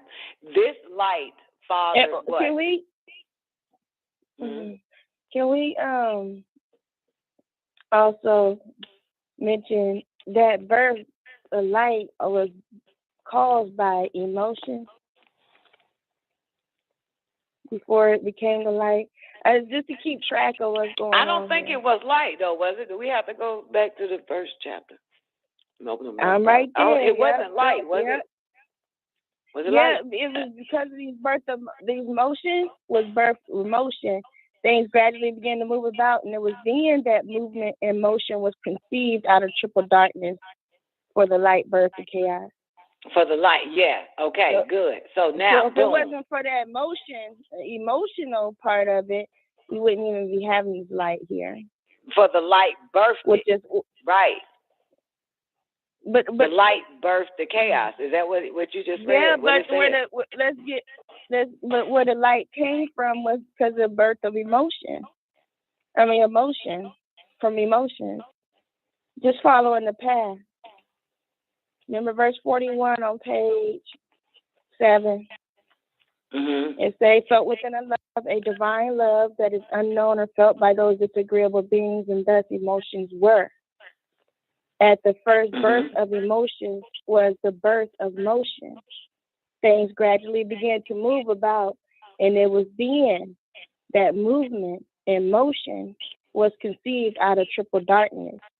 For the light birthed the chaos. Right, the light birthed the chaos. So that was and the light is motion. in new. And the light is in new. Huh? So the light is in new according to what we just read on page 728, verse 7, or verse 6 and 7. The light When the light and new, he fathered the light. It became the name of Anu. It became Right, the name so of that's Anu. why they call him the light of this world and heaven, the light of heaven and earth. He is the light of this world and heaven, some old shit like that they say. By God. That's what he's correlating this shit to, of why they call it Anu, the light of this world, and the light of blah, blah, blah, the light of heaven or some old shit. You know. And you know, one of the 99 attributes is El Nur, the light. Mhm. Mhm. I was looking at one of the questions I want to ask out of this too. Because of that, what we know about the emotion and the birth of light, and you know, it's obviously named after Anu, but it ain't Anu, but it's named after him. But on verse 46 on page 7, it says, just two verses down from what we just read. It said, who is called in rhythm Allah by the Muslims, meaning ones who are of peace. But we talking about Anu, which is also Allah, I guess, is birthed out of chaos. That light is birthed out of chaos. Why is the Muslim calling themselves ones in peace if something else birthed out of chaos? The light birthed the chaos, not the chaos birthed the light. And Musalam, one, salam, peace. That's what he's saying. Musalam means one who are of peace. Right, but it's just stemming off Anu. It's stemming off the fact that people call him El Elo as well as Allah by the Muslims. Meaning ones who are of peace. The Muslims mean Muslim means one. Salam means peace. One who are of peace. Musalam. That's why we Assalamu, Assalam, Musalam, Assalamu. Peace be unto you. You know what I'm saying? They wouldn't be the ones. Mhm. How come it wouldn't be ones that are out of chaos? Because if it wasn't for the chaos, you wouldn't have that light. No. Wait. I'm just trying to get right. What'd you say, Dad? I'm saying the light versus the chaos. Right. No. That's the what light you versus said. chaos. I was the light burst the chaos. And the light the name is also called Anu. That light, that chaotic light. El Nur. Is called the light. Anu. Yeah, they call him the light. Yeah. They even call the Heavenly Father the light of this world and heaven. He is the light of this world and heaven. Jesus, no one gets to the Father but through me. I am the way, the truth, and the light. So they reference the Heavenly Father as the light. And he's explaining, he's explaining in the Living Soul chapter that they call him the Father that basically birthed the light. Because they always refer to God as the light, you know? But he's the God that birthed the light, the confusion, the chaos. You feel me? And why did he do that again? Because he's a fucking man. That's what man does. That's the point. Fucking goddamn man. They always gonna do some bullshit. They don't know how to leave well enough alone. If it ain't broke, don't try to fix it. Motherfucker, always got to touch some shit. That's what happens. You in supreme balancement. You in supreme bliss and peace, and your fucking ass gonna bring some light into this motherfucker. Everything was all good. The man started playing with shit, fucking with something that didn't need to be touched.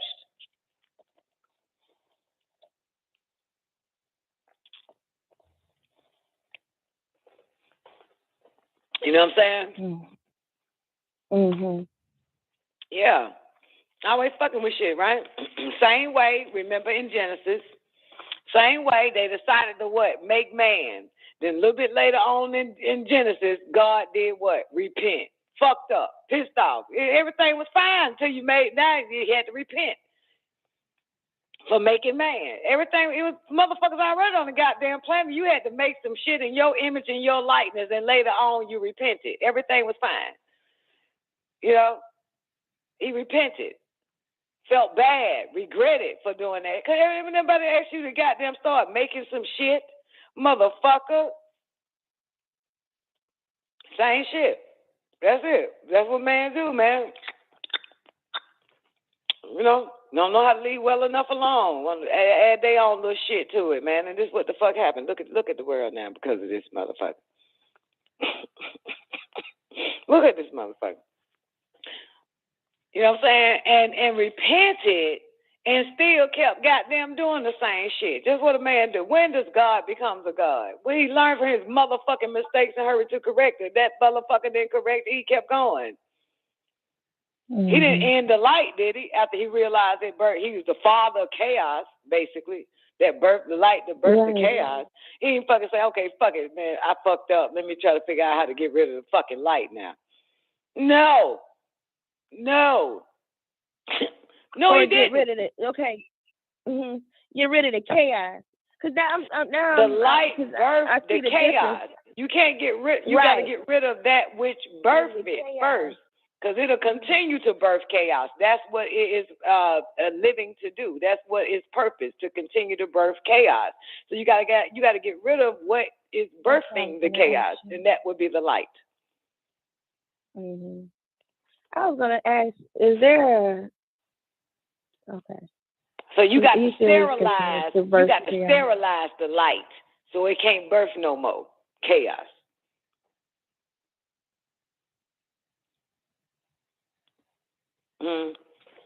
So what, Zena? No, I'm just trying to wrap my head. I'm here. Can you hear me? Yeah. Okay.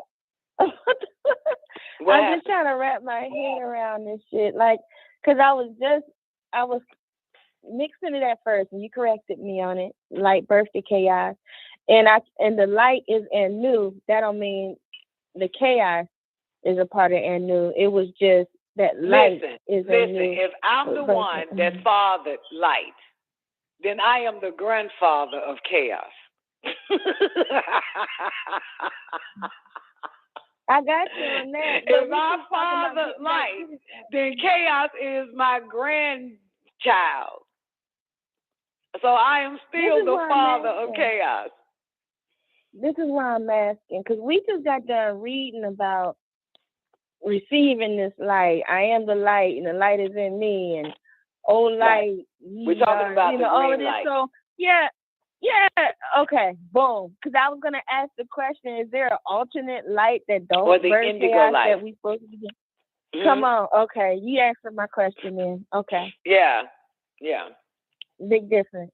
Okay. Oh, hell yeah, because it deals with auras and shit. We all have a light that emits, and it depends on our thought process and everything else. So, and the primary colors, we have what? Red, yellow, and blue, right? Mm-hmm. Yeah, and it even said that the amber light beings, or the red light beings, the Luciferians of the red light, were here first. You know what I'm saying? Mm-hmm. Yeah. Gotcha. They just give off that hue. You know what I'm saying? That aura, their light. You know what I'm saying? That's why he said meteorites burn what? What color the meteorite burns? They burn red. They burn yellow, but they don't burn green. So when you see those green lights, those are other beings coming down. White. They burn white. Who was it? Somebody told me, I think it was J1. She said she seen it the other day. I think J1 said she saw the green light appear the other day. Yeah. Yeah. Yeah, that new light is coming into the atmosphere. That's why everybody's been saying it for the past, couple years. 22 years, That's 22 years, 22 years. Yeah, we've been saying nothing but green lights all around and shit. Yeah, because the new light is here. Come on. Woo! Yeah. Yes. Yeah, like this Shit. Huh? We were just reading about that. As a matter of fact, now since the 80s, because matter of fact, the 70s, that's when the light was coming, the green light in the 70s, because in one of the classes you got, you know what I'm saying, he said they lying. He said they told y'all that it was a fucking meteorite. That's Imam Isa. That's in the 80s. He said meteorite don't fucking burn green. They burn yellow. They burn red. They burn white. Shit. That wasn't them. I told you they were coming. I told you the elders are coming. Remember that shit? That class? Yeah, he said they lied talking about it was a meteorite. That wasn't no goddamn meteorite. Meteorite don't burn green. Oh, shit.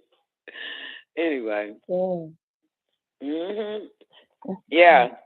So the light, that object part, the light, and then the light fathered what? In verse 6 of the forces of will.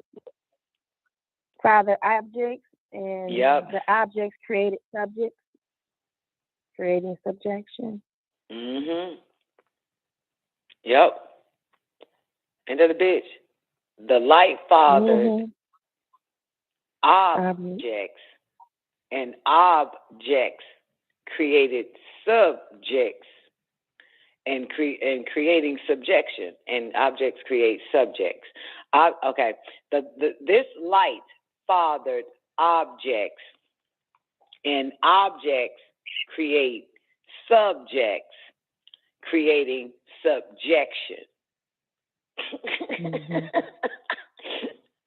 When the light manifested in darkness, it became the name of Anu, being he fathered light, El Nawur. In time, light gained a purpose. It was in opposition to the very darkness in which it was created. In due time. You were talking about this. Huh? I'm sorry. No, go ahead, Doc. No, say it. Sorry. I said he ain't talking about that green light. He's talking about that new or that not new, but that supreme light. Yeah, the supreme. I like how you put it. And in due time. Yeah, obviously it started to gain a purpose, right? Gain a purpose. Yeah. And that purpose was in opposition to the very darkness it was created in which it was created. In due time, that light wanted to rule the darkness too. In fact, it immersed itself into the darkness until there was no darkness. Yet light must reflect. Reflection has a point in time and space. Thus, the brightest of lights is merely a beam in supreme balancement. Thus, light can never remove the darkness, but merely wear its garment. What? As a dream of its authority. That shit does beautiful. Yeah, that shit beautiful, man. It's so beautiful. Yeah. Yeah, its dream. It can only wear its garment as a dream of authority. Yeah. Yeah. Yeah, because I'm in a pretty lit room. Are you in a lit room? If you look, you'll still see the shadows. You'll still see shadows, right? You still see darkness. You still see the shadow, the reflection. Yeah. Yeah. Shit is awesome. Awesome. Freaking awesome. Yeah. That's why all their doctrines, all their so-called spiritual or religious doctrines is based on light. You know? And knowledge is based on enlightenment and shit. This them doing that. Because You know, they want to take over the darkness. I got a question, Don, since you're talking about this. So what is your thoughts on fire don't have shadows? You know what? I saw a motherfucker. Hold on, let me put that. Oh, damn sure. I think it do. It's a reflection. But fire don't have I a got the shadow. lighters in my hand. The fire don't have shadow. So in what you're saying just now about how the darkness still Right. is there. Now that is Nur, isn't it? Nar. Yeah, I was thinking that's that. fire. That's not that. light. Fire is not, yeah. So that's why they thought when right. God created two great lights, you know what I'm saying? There was that one was fire and the other one was light. Smoke was fire. That right. Nur and that Nar. The Nur and the Nar. Right. The fire. So the Nur is the smokeless fire? El Nur is the light. El Nar is the fire. That's okay. Nar is the one that's more like a disagreeable type of fire, like a. Well, not necessarily, you know not what I'm saying? Like because fire, Moon, like again, fire, it all depends on who got the fire. Because you can warm a baby with it, or you can burn down the house. So but it's not this. But you can't. But you're talking about a smokeless fire right now, though. You're talking about a smokeless fire. I'm just talking about a fire. One of the Nur and the Nar, one of them is smokeless, and the other one is. El Nur is light. El Nar is fire. When you put the Nar Samoon, that means smokeless. Samoon. Nar Samoon is smokeless fire. Nar is fire. When you add the Nar Samoon is smokeless. Yes. Smokeless fire. Gotcha. It's right. Poison. Nar Samoon poison. Okay. Right. And it's not poisonous. Samael, or Sami, means poison. So he became known as Samael, poison those of El. Yet he's of the Nar, the fire. Mm-hmm. You know what I'm saying? So, yeah. So Samael, Nar, Samoon, Samael, the poison ones of El. Yeah, because remember he was created in the sun cycle, and he's created a fire. And Adam, or Cadman, is created of mud in the moon cycle. He's made of mud, and he was created in the moon cycle. You know what I'm saying? Yeah, so he was like, why the fuck will I bow down to this motherfucker made of mud? I'm made of fire. Got it?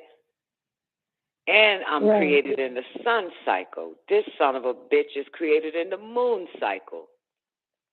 So when he got big-chested, a poisonous wind came from his chest, anger. And that poison is translated, or back to the Arabic language, as Samoon, poison. And he got the name poison. He inherited the name Samael, poison those of El.